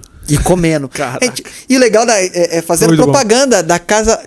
Como é que é? Casa Nápoles. Casa Nápoles. Se quiser Casa Nápoles, estamos pode aqui também. Pode participar. Aí pode ser com comida. Pode ser com comida. Envia pra cá. Exatamente. Não tá tão longe daqui. Dinheiro, você vê, vai não, a gente não quer retirar o valor agregado do produto. A gente quer que eles ganhem dinheiro. Exatamente. E aí, cara, quando a gente ficou umas 6 horas lá, né? Foi menos que isso, não. Tenho certeza que foi. Porque a gente chegou no almoço, saiu na janta, cara. E jantamos e saímos. E a Casa Nápoles, ela tinha tudo, né? Tem sushi, ó propaganda. Tem muita sushi, propaganda. Tem ambiente. É por isso que o Thiago tava maluco, que ele falou, cara, que lugar é esse? E era o ar-condicionado de última geração, o negócio todo, a gente ficou lá de boaça. E eu lembro que você chegou pra mim e falou assim, cara, tô precisando de um designer lá na empresa que eu trabalho, tal, coisa e tal. Eu falei assim, legal, cara, mas... Cara, CLT eu não quero mais. Ele falou assim, não, mas é PJ. Eu falei, Aí o que eu pensei? A Cami seria mais um cliente. Então, esse período aí de 2013 a 2021, cara, tive muitos clientes bons, tive uma experiência bacana, passei um perrengue financeiro muito grande que me ensinou que não é frescura. Porque eu era aquela pessoa, Gel, que eu pegava... E ia no mercado para fazer compra para uma família que eu sabia que estava passando por necessidade. Então, não era usar a pessoa como ferramenta para me sentir bem. Mas se eu tinha condição e podia fazer, eu fazia com amor. Então, eu era a pessoa que oferecia ajuda. E chegou um momento em que minha sogra chegou na minha casa com uma sacola de mistura, cara. Aquilo me quebrou. Não estava faltando, mas era muito bem-vindo. Né? Não faltava tudo. Exatamente. Mas já tava era um complemento ali muito. E aquilo me quebrou, mas não me quebrou no sentido de que eu era arrogante e me tornei humilde a partir daquela. Mas me quebrou porque eu me tornei mais sensível à necessidade do outro. Não só a necessidade emocional, como antes eu te conhecia de ouvir falar. Né? Mas agora ainda dá contigo, 42 de Jó. Face a face, né? Eu me importava muito com a necessidade emocional das pessoas. Mas eu muitas das vezes achava que era frescura a necessidade financeira. Pô. A gente tem muito essa coisa de, tá vendo aí, ó, vive essa vida. Você começa a parar de discutir porque você percebe que todo mundo erra, todo mundo falha e não é mais uma questão de porquês, né? E sentar na cadeira do juiz, cara, é muito ruim. Você já julga o outro e fala assim, pô, é mimimi, é frescura. Até o momento que você tem essa choque de realidade que me despertou para uma outra realidade de entender que a dor do outro é legítima, não é porque não é a minha que não é dor. Isso é crucial. E eu acho que foi importante, porque me moldou. Eu não sou uma pessoa perfeita, mas eu sou uma pessoa melhor do que eu era antes. E volta a falar daquela evitar o sofrimento, né, cara? Exato.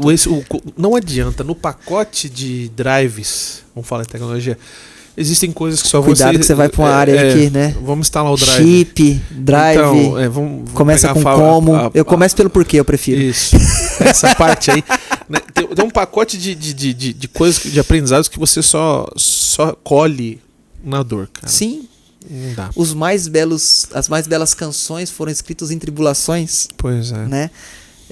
E acho que o ser humano ele é forjado na temperatura elevada.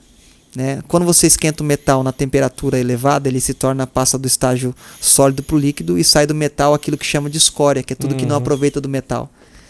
Então acho que esses momentos, se a gente souber aproveitar também, né? A gente tira a escória, que é o que não aproveita Tiro no metal. ruim em mim, vai me limpando. Né? Exatamente, vai se purificando, né? E eu acho que esse momento foi muito importante para mim, que no momento de empreender ali, eu me tornei mais sensível à dor financeira, não só emocional do outro.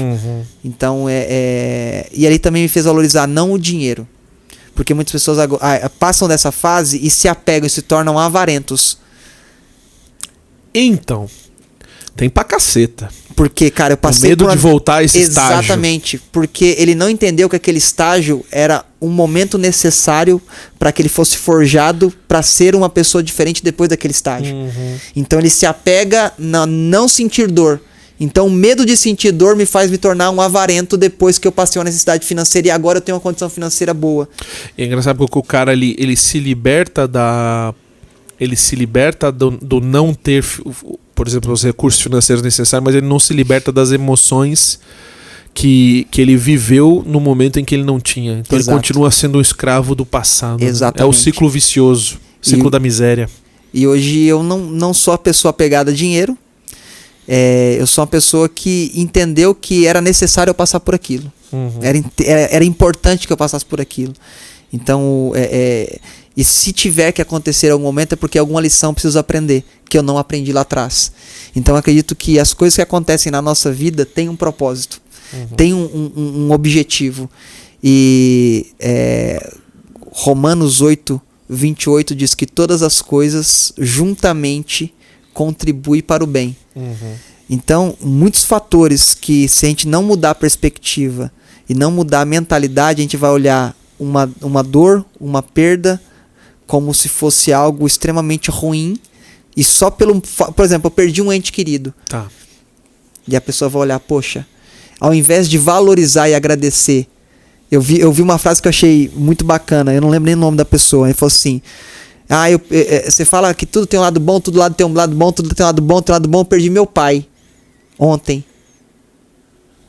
E aí, como é que você fala que tem um lado bom na perda do pai? Você prefere perder, olhar isso como perda, somente a perda do ente querido que foi, você preferia não conhecer o seu pai e não ter a dor que você está tendo agora, ou ter desfrutado do seu pai e estar sentindo a dor que você está sentindo agora? A saudade de um cara que foi legal pra caramba, ou não ter tido o cara que foi legal pra caramba, né? Então, quando a gente começa a olhar a vida por essa perspectiva, a inteligência positiva, a psicologia positiva, ela vai trazer muito esse olhar de encontrar o positivo. Então, até aquilo que não é tão bom no aspecto do senso comum, contribui para o bem. Existe alguma coisa que pode ser extraída dali, né? Exatamente. E se a gente conseguir... Não é só essa questão clichê de copo meio cheio, copo meio vazio. Não é positivismo. Não é positivismo. É positividade. É ser positivo. Né? É ser positivo. É ser, e assim, ser intencional até na dor. Sinta a dor. Sofra. Mas pense depois de sofrer e de colocar todo o seu coração o quanto que aquilo te trouxe de lição. Perfeito. O quanto aquilo te trouxe de amadurecimento, o quanto aquilo te trouxe do estágio A para o estágio B, o ciclo que você encerrou. Então, eu acho que quando a gente muda a forma, a nossa cosmovisão, a nossa visão de mundo, ela vai ditar muito como nós vivemos no mundo. Top. Tá. E aí a gente tá lá naquele café, eu te faço uma proposta, você é um empresário, tá achando que ganhou um cliente. Exatamente. É que assim, cara, eu tava. Como você tá na Cami, onde eu era parte do quadro de colaboradores da Cami naquele exato momento. Eu via, como eu acho que você vê, uma verdade absurda. Sim. Dentro da instituição, que era uma coisa que não estava escrita ainda. Eu não sabia muito bem te explicar. Era aquilo que eu falei que eu vivi lá, né? Tava empírico. Exatamente. Tava no comportamento, mas não tava verbalizado, não tava escrito. Você sabe disso que eu tô te falando, até porque você ajuda a escrever depois a mensagem, até os produtos gráficos, as questões gráficas, ali você ajuda a criar os layouts e tal, não sei se é o termo correto. Mas eu acho que o que eu consegui fazer ali foi tentar te comunicar de que existia um ambiente que ele se conectava com um lado não designer. Você vai oferecer serviços de design, mas a comunidade que tem por trás ali tem mais valor do que você vai encontrar mais valor do que entregar serviços para essa galera. Vai te puxar. E o bacana é que você foi a ferramenta que Deus utilizou para curar uma ferida. É porque você tava ainda... Essa questão de não quero voltar... Porque tava meio amargo exato. ainda. Não era uma ferida que estava aberta e exposta, mas era uma ferida que não tinha sido cicatrizada. O tempo de ir lá e mexer nela e de uma forma ou outra ia chegar. E assim, até a forma que eu falava do CLT. A forma que eu falei assim, não vou estar preso à instituição. Porque, cara, o que criou em mim um preconceito que todas as instituições, que todas as corporações, elas tinham um ambiente tóxico. E vou te falar, aconteceu a mesma coisa comigo. Porque a minha chegada na Cami, ela se dá comigo sendo um distribuidor de cosmético. E eu me conectei à Cami para aprender sobre trans, para eu aplicar na marca onde eu estava. Onde eu aprendi, eu mapeei algumas coisas, fui levar para o dono dessa marca e ele falou, você é muito novo, você não entende nada do que você está falando. Eu falei, cara, não quero mais estar com esse cara aqui. Aí eu virei representante da representação. Teve um certo sucesso que o Renato quis me conhecer. E anyway, aí já foi avançando até pandemia, toda coisa que uma hora eu conto a minha história aqui pra galera, mas que me fez entrar pra lá e, porra, a mesma sensação que você tem hoje é a mesma sensação que eu tive em 2020. Eu já estava conectado com a Cami em 2018, 2019 ali. Fui premiado como... Sabe qual foi o meu primeiro prêmio na Cami? Qual? Propósito. Aí, ó. Por quê? Porque eu tava deixando a Cami. Porque eu tava no auge lá e aconteceram várias questões que eu falei, tô indo embora. Os caras falaram, como você tá indo embora? Tá dando tudo certo. Eu falei, eu preciso fazer uma outra coisa que não é isso. Sim. E era essa coisa de ajudar as pessoas por meio do coaching e tal. Sim. E eu ganhei um prêmio por causa disso. Quem que te premia porque você tá saindo da empresa? Falei, parabéns, você tá ganhando um prêmio de missão e propósito. Aí. Eu e o Vitor Hugo lá de Curitiba, cabeleireiro, ganhamos Sim. esse prêmio. São pessoas que tinham um propósito muito claro, eles identificavam isso. Mas nessa época, cara, propósito era uma coisa assim que... Não se falava, não se... Nem eu falei assim, não, cara, eu tô indo pra uma missão, eu nem sabia se aquilo era bem propósito, não. E eu falei isso pro... Foi isso pro Gui, acho que eu falei isso agora há pouco, Gui. O trabalho da empresa não é um trabalho só financeiro, é social. Pegue um exemplo que eu vou te dar agora. Pense numa empresa extremamente potente. Vamos pegar uma empresa como a Google. Sim.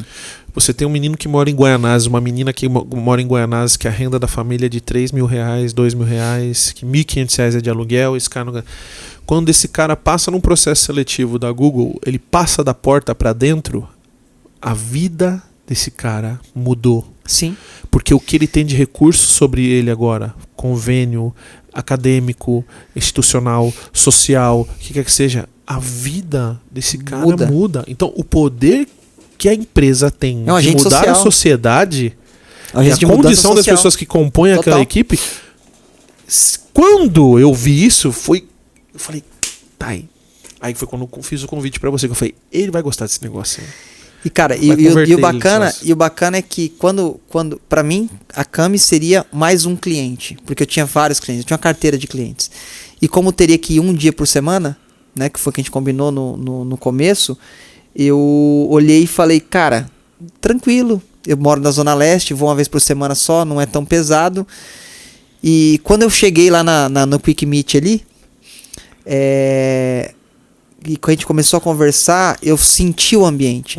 E não é nada espiritual, é percepção. Ambiente, você consegue captar. Então eu já fui... Leitura de comportamento, nível de comunicação. Exatamente. Então eu já vi que era algo diferente. Então já começou a desconstrução dentro de mim. E eu não sabia o que a Cami fazia.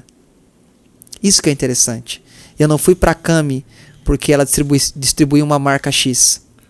Porque muitas pessoas... Você, por exemplo, foi para entender o modus operandi da distribuição. Total.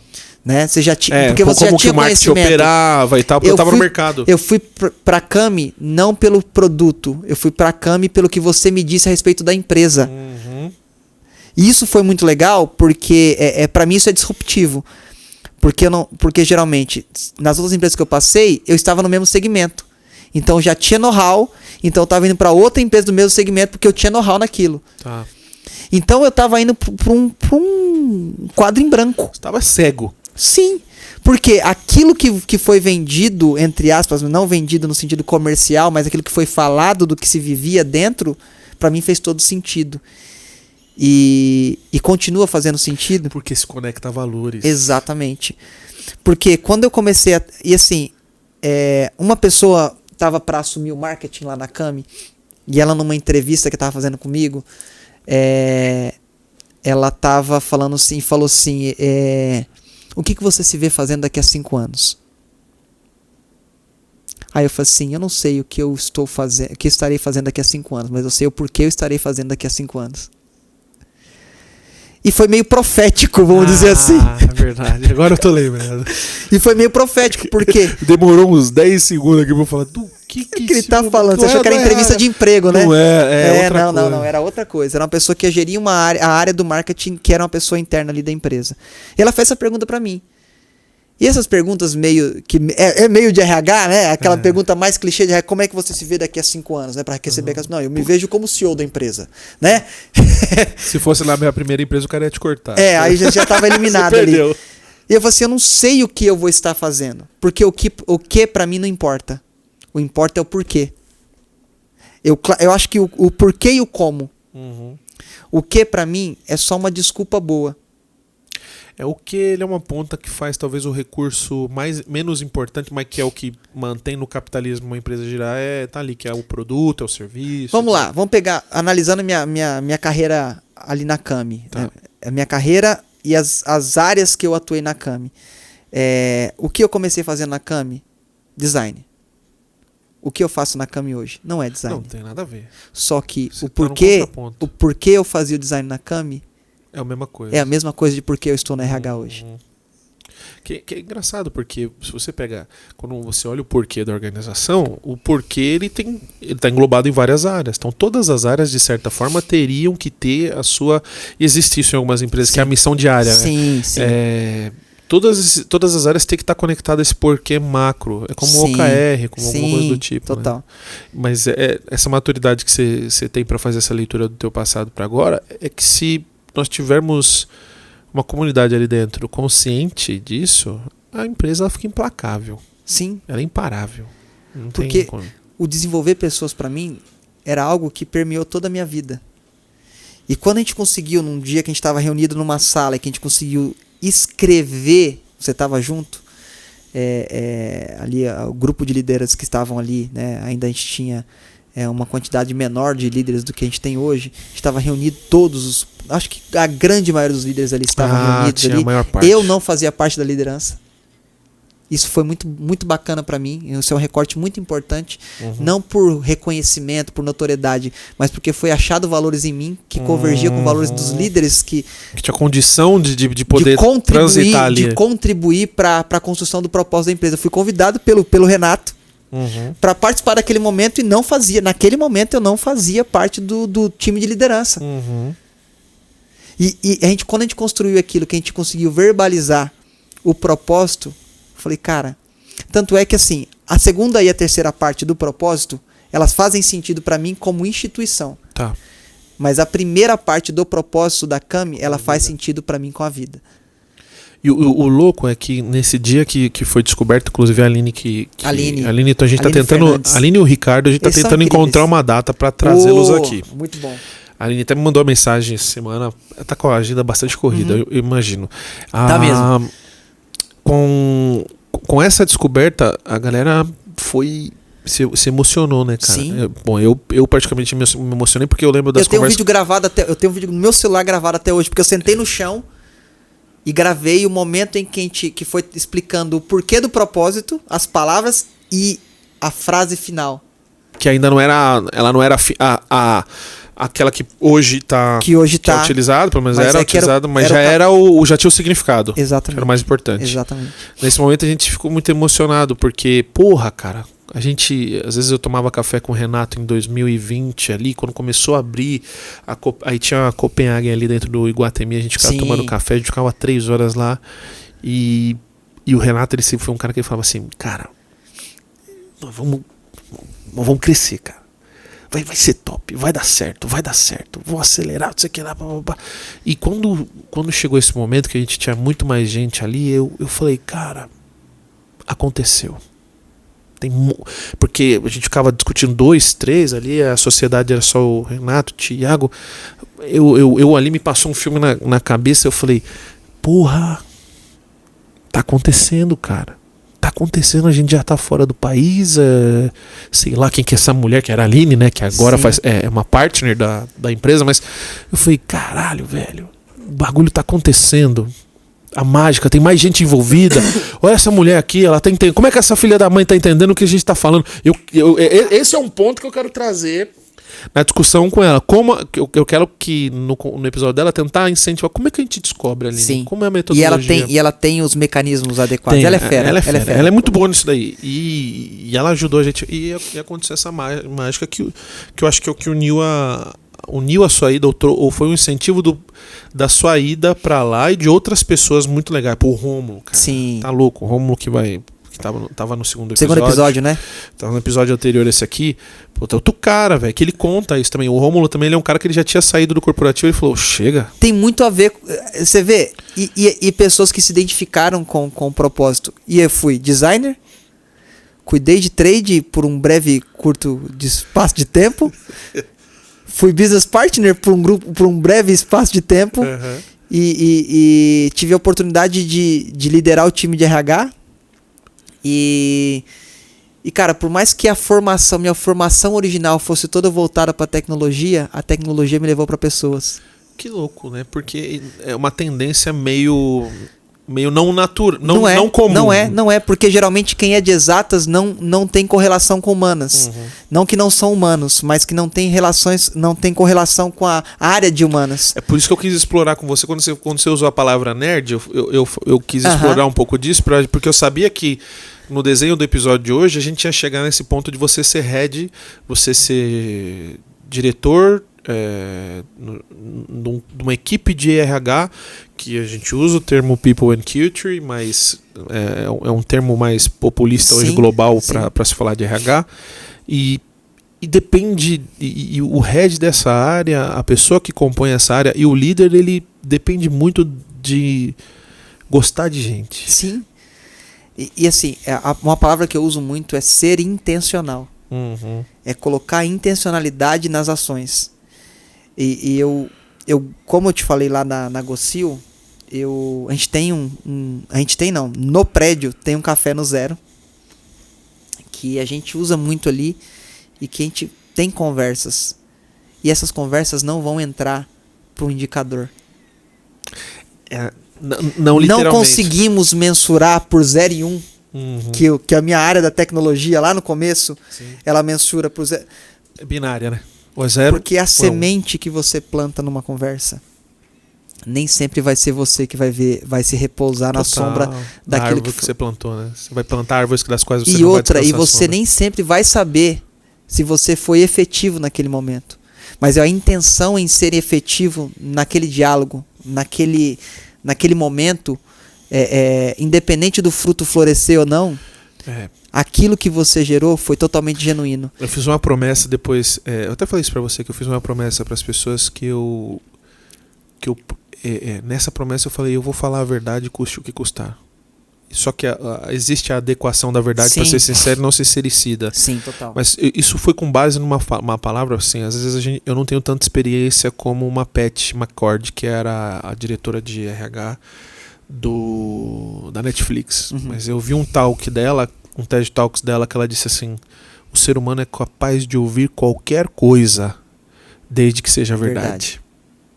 Então, assim, e ainda nessa discussão que você falou, existem os 3 lados, a minha verdade, sua verdade e a verdade, mas existe a parte, vamos entrar um pouquinho mais, ser um pouco mais chato, mais técnico aqui, mas existe a questão dos neurônios espelhos no córtex pré-frontal. O ser humano interpreta, talvez você não esteja falando a verdade, mas você esteja falando de verdade. Se você está falando de verdade, muito provavelmente vai surtir a verdade, mesmo que você esteja num viés incorreto. É igual feedback, né? A gente discutia, porra, eu tô tô dando feedback, mas talvez esse feedback não seja a menor verdade, mas eu tô dando esse feedback de verdade pra você com a melhor das intenções, a intencionalidade. E aí acaba que funciona tudo isso. Mas eu queria te fazer uma pergunta, e a gente tá até caminhando pro final. Você acha, e eu acho que sim, tá? Mas eu não quero te enviesar, mas já enviesando, você acha que o modelo que se aprende de Cristo, de Jesus, é o melhor modelo para se ter como... Eu vou aqui segregar, mas só para a gente ter um norte e fazer sentido. É o melhor modelo para se ter ou para se seguir para ser um líder dentro ou fora de uma empresa ou em qualquer lugar da vida? Para mim, sim. E é claro que a minha palavra e a minha resposta é em respeito a quem não acredita também. Tá. Porque para mim não tem a ver com fé, tem a ver com modelo. Né? Comportamento mesmo. Né? E pegando Jesus histórico. Né? Tá bom. Não pegar o Jesus bíblico somente, mas Jesus histórico. Era um exemplo de líder que ele nunca cobrava algo que ele não desse o exemplo. Uhum. Tem até uma canção dos Arrais, que é o toque do meu celular, que é Ele É, que diz que o que Cristo oferece, Ele é. Tem condição de cumprir com isso. Exatamente. Então, ele nunca oferecia algo que ele não era, e ele nunca cobrava algo que ele não tinha ensinado. Uhum. Então, quando eu olho para o Cristo, agora não só histórico, mas o Cristo como um todo, para mim, a maior característica e importância para mim numa liderança é uma liderança que sabe servir. E ele veio para servir. Uhum. Agora eu vou me apoiar nos textos bíblicos. Quando a gente pega Filipenses, no capítulo 2, ele vai falar assim que ele não teve por usurpação ser igual a Deus. Antes, aniquilou-se a si mesmo, assumindo a forma de servo. Foi obediente até a morte, e a morte de cruz, no qual Deus lhe deu o nome que é sobre todo nome. E aí vai dizer que ele se permitiu viver essa experiência como ser humano. Total. E vivendo essa experiência como ser humano, sendo um ser divino, ele veio para servir. E ele não estava com somente grupos específicos de pessoas, ele estava aberto a todos os públicos, porque era um cara que comia com prostitutas, comia com publicanos, comia com doutores da lei. Uhum. Ele estava aberto para todos. Tanto é que ele tem um diálogo lindo com Nicodemos. Capítulo 3 de João. Então eu vejo que era uma pessoa que a todo momento estava disponível, a todo momento estava disposto a servir. No meu livro, no meu primeiro livro, no último capítulo, eu uso que ele dá um exemplo não verbal, que é amarrar uma toalha na sua cintura, e até que dá um exemplo, quando nós chegávamos em uma casa de um judeu, eu geralmente era recepcionado por um servo da casa, que vinha com uma bacia de água, um óleo, porque não tinha desodorante, então a gente fedia mesmo, naquele deserto escaldante. Desde aquela época já tinha o CCzinho ali, né? O cheirinho. Tomou banho na água de pico. Exatamente. E aí o pé estava sujo porque era sandália e era deserto. Havia um fedor natural do suor, porque o deserto era muito quente. Uhum. Então, e por serem muito ligados à questão de higiene e também tinham uma correlação aos ritos religiosos, à purificação. Tá. Então, quando eu chegava numa casa de um judeu, por exemplo, eu era recebido por um servo que vinha ao meu encontro e me dava uma toalha, me dava uma bacia, me dava um óleo perfumado ali, e eu fazia minha higiene para adentrar, porque geralmente eu ia participar de uma refeição. Tá bom. Então, quando não se tinha esse servo, vamos pegar eu, você e o Gui aqui, de nós três, em importância, e era uma coisa muito madura para eles entenderem isso, em importância, eu era o menor, então era eu que fazia essa função. Então eu pegava a bacia, eu pegava a toalha, te fornecia, né? Quando não, fazia esse serviço para ti. Tá bom. Então os discípulos estão todos reunidos no último momento ali, aquela conhecida, né, o quadro, a última ceia, né, a última ceia ali, né, até Da Vinci faz um quadro. Uhum. Então reunido ali num cenáculo mobiliado, a última ceia, eles estão sentados e assim, não tinha um servo lá para fazer aquele serviço.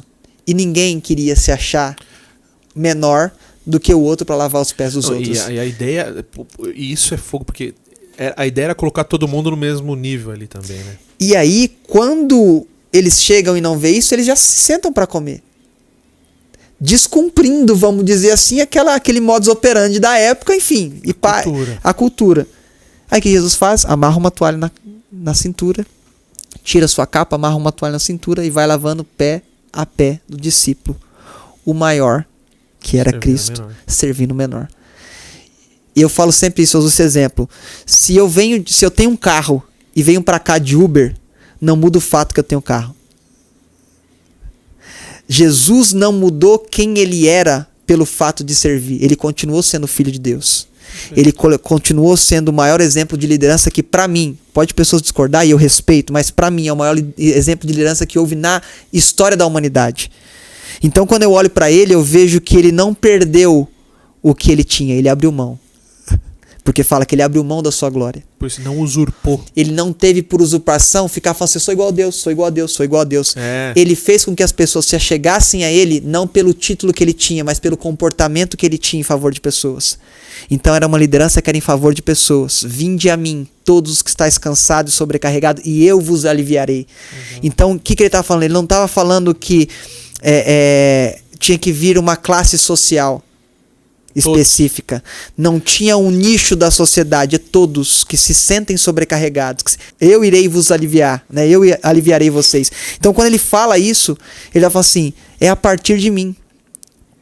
Eu vou me esvaziar, vou usar até uma frase aqui para que você seja cheio.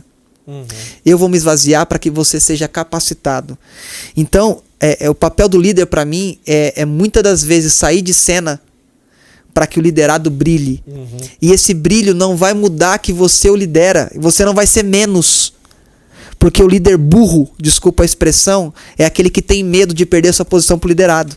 O tempo inteiro ele precisa usurpar. Ele se agarra naquilo. Não preciso me usurpar. Não precisa. Quem é? E outra coisa que eu falo, quem é não precisa de falar que é. As pessoas reconhecem. Porque as pessoas viravam assim, ele realmente é o Filho de Deus. Ele realmente é o mestre. Até lá na hora da cruz.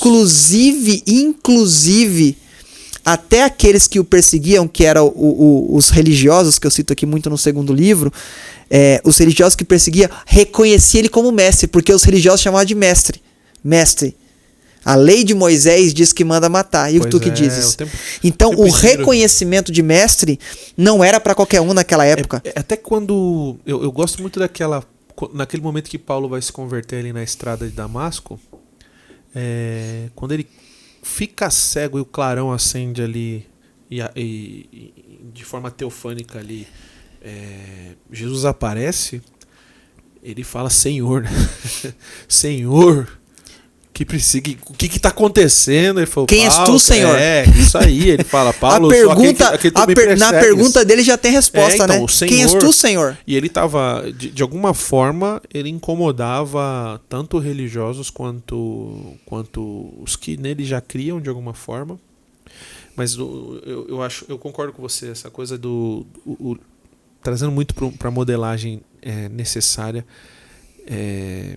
Eu lembro muito da passagem. Você sabe que eu sou muito fã do Bill Campbell, né, cara? Sim. Pra mim, a minha vida, se eu chegar no final da minha vida e eu o Ted Lasso. Ted Lasso, né? Apple TV, muito bom. Tive o prazer de assistir essa série. O Bill, quando ele chegou na Google ali, e os donos da Google, eles tiveram ali aquela ação de retirar a liderança dos engenheiros de software da Google. O Bill, isso fazia umas 2 semanas, ele tinha chegado lá e ele falou, olha, tem que repor os líderes aqui. Não, mas eles são autônomos. Isso que eu falei, não, vocês não estão entendendo. A necessidade da liderança é maior do que para direcionar o cara profissionalmente. E dito e feito, depois de um tempo, os engenheiros começaram a reclamar que precisavam de um líder porque eles tinham uma necessidade de ser escutados, apoiados, acolhidos. Tudo que não tem nada a ver com o hard skill e sim com o soft skill. E o Bill Campbell, ele já sabia disso. E essa coisa do papel do líder do acolhimento, ele é muito mais importante. Sim. Ele é muito mais importante. E se você começa a observar o papel de Cristo na vida dos seus seguidores. E quando você olha essas palavras do vinde a mim, todos vocês que estão cansados, todo mundo cansa. Sim. Todo mundo se fadiga Sobrecarregado. do sistema, da vida, das dificuldades que um relacionamento, como um namoro, um casamento, um relacionamento trabalhista, essas idas e vindas do trabalho, mas eu acho que o propósito, ele consegue gerar no ser humano uma energia, uma vontade anormal. Porque quando a gente começou a construir esse logotipo, eu estava tentando explicar para a Mari, que criou, o indivíduo dentro da imensidão do universo. Tá parecendo Abraão aí contando as estrelas. Quase que isso, cara. O seu propósito, você não vai enxergar. Sim. Você não vai enxergar. E ele sempre vai ser para trás, ele nunca vai ser para frente. Ele sempre vai ser confirmado através do legado. Ele nunca vai ser confirmado através de uma revelação. Você nunca vai sentir antes de ter vivido, nunca vai pressentir antes de ter experimentado. Sempre vai ser para trás. Sempre vai estar documentado, nunca vai estar pré-anunciado. Eu acho que é um pouco do que a gente tem como mensagem hoje. O que eu aprendi aqui com você é que talvez não importa se existe talento ou se não existe talento, se você fala bem ou se você não fala bem, o importante, pelo que eu entendo, eu acho que é a mensagem que você traz, é servir. Sim. Sirva. Quer estar numa boa posição, sirva como líder, sirva como liderado, sirva como consultor, sirva como conselheiro, sirva como empreendedor, sirva como você quiser, mas use as suas habilidades e faça com que elas estejam a serviço da humanidade, né, cara? Minha mãe diz uma frase que faz muito sentido pra mim, que é: servo só serve quando serve. Se não serve, pra nada serve. É, isso aí. Eu soltei uma parada desse jeito. Eu não sabia que essa frase vinha da sua mãe. Eu falei: se você não serve, você não serve. Exato. Não tem jeito, né? Cara, pegando aqui um resumo da minha trajetória, estar no RH hoje é uma coisa que eu não prospectei. É uma coisa que eu não forcei. E é uma coisa que hoje eu não me vejo fora. É muito louco. Não por arrogância, mas não vejo fora porque eu encontrei completude naquilo que eu vivi durante a minha trajetória. E até as meninas estavam brincando comigo lá e criaram um apelido que eu não vou dizer aqui, porque senão tem que usar muito contexto para explicar o apelido. Mas porque, por exemplo, dava problema nos notes ali, eu ia lá e resolvia no próprio momento nosso ali de escritório. Tá. Uma apresentação, eu ia lá, ajudava a construir, enfim. E aí eu fui vendo que cada pedacinho, porque pra mim, eu não transicionei de carreira, porque pra mim carreira, pensando no life design... Você tá na carreira. A carreira é uma só. Você pode até ter transições de área, mas a carreira é construída no primeiro momento até o seu último momento. Combati o combate, acabei a carreira e guardei a fé. É isso aí. Então, tudo que eu construí, seja na TI, seja no design, seja no comercial, seja na logística, seja até no financeiro, indiretamente com as experiências que eu tive ali com o Délio na Gocil, me fizeram ter uma visão de negócio muito mais abrangente do que a própria área de atuação que eu estava inserido no momento em que eu estava. E hoje, no grupo em que eu faço parte, eu consigo contribuir não só com as minhas soft skills, mas as hard skills que eu fui trazendo de ser multitask aí, né? Multi-skills, contribui hoje para que eu consiga ajudar ainda mais e servir ainda mais pessoas. Gerando agilidade, assertividade. Exatamente. É o que, na prática, você tá traduzindo o que a Netflix chama de densidade de talento, né? É melhor você ter um colaborador com uma extrema densidade de talento do que ter 5, cada um com uma visão fatiada, fracionada do que é o universo da empresa, essas coisas, né? Voltando pro técnico, né? Mas fora isso, existe toda essa questão de ter a mentalidade de somar condições e somar competências ao longo da jornada, né, cara? Por exemplo, se as hard skills que eu adquiri no meio da jornada, da trajetória ali de carreira, ela não fosse composta por um comportamento correto, nada, não vale. Eu vou pegar um exemplo bíblico para exemplificar isso e para tangibilizar. Ainda que eu falasse a língua dos homens, ainda que eu falasse a língua dos anjos, ainda que eu tivesse o dom de profecia, ainda que eu desse todos os meus bens aos pobres, ainda que eu desse o meu próprio corpo a ser queimado, se não tivesse amor, nada adiantaria. Então eu vou pegar as hards, como todos esses que eu elenquei, ainda que, se não tivesse o fundamento correto, que é o amor ao próximo, se não tivesse o fundamento correto, que é servir ao próximo, se não tivesse um propósito claro de servidão, e não de servir no sentido, ai que saco ter que servir o Giovanni, não, mas que prazer. Eu vi uma senhora que fez uma oração para mim lá em Santa Catarina, e para mim e para minha esposa, quando ela recebeu a gente na casa dela, uma pastora. Quando ela foi despedir da gente, ela fez uma oração e disse assim: Senhor, obrigado pelo privilégio de poder servir os teus filhos. Demais.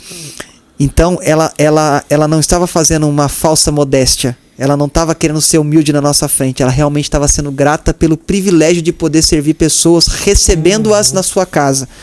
Então, quando eu penso na liderança, eu sou grato a Deus por me colocar em um lugar em que eu estou hoje. Não sei o dia de amanhã, não sei o que Ele tem para mim. O fato é que eu sei que onde eu estiver, eu vou servir. E não vou servir simplesmente pelo fato de que o mercado de trabalho diz que hoje o padrão de líder é um líder servidor.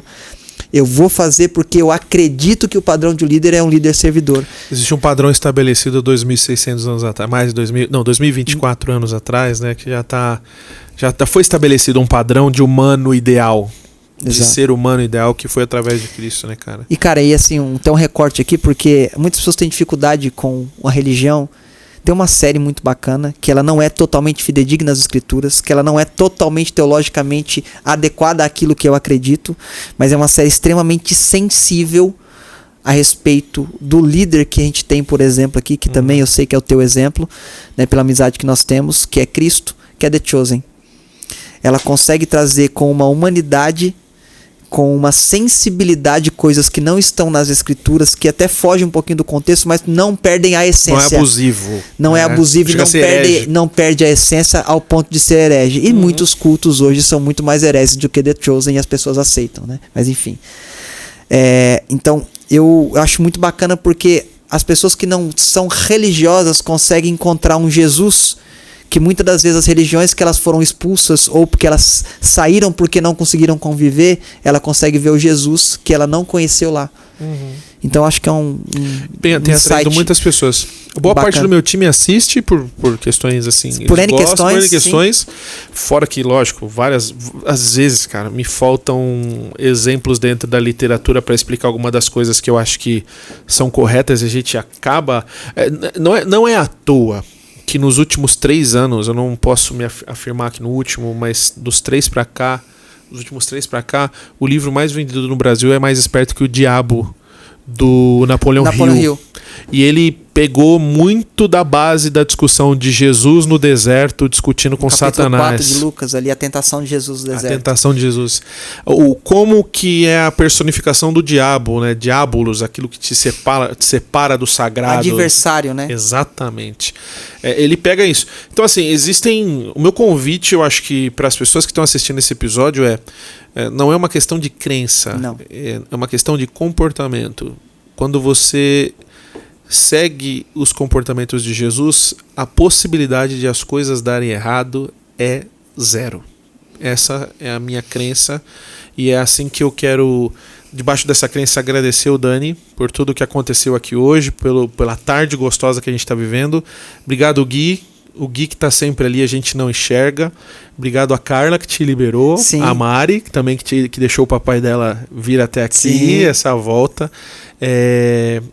Eu espero que você siga com o seu propósito, que você toque o legado que foi construído ali, que vai ser construído a longo prazo.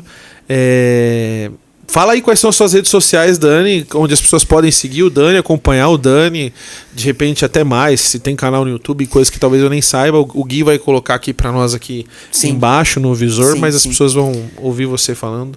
Não tenho nenhuma outra rede a não ser o Instagram, né? Me assustaria você no TikTok, mas tudo não é meu perfil, não é meu perfil, embora tenha um nicho bem bacana ali, mas talvez alguns teasers de estudo ali, poder soltar algumas pílulas, talvez, acho que é interessante, mas nada descartável. Mas o Instagram, somente Daniel DB Cavalcante, D de dado, B de bola, Cavalcante, essa é a minha rede. Legal. Obrigado, Dani. Obrigado a todo prazer. mundo. Tamo junto. Galera, encerramos aqui nessa tarde, que para vocês pode ser qualquer horário, a partir do momento que você tá apertando o play, mas a gente encerra o 3º episódio do De Propósito Podcast.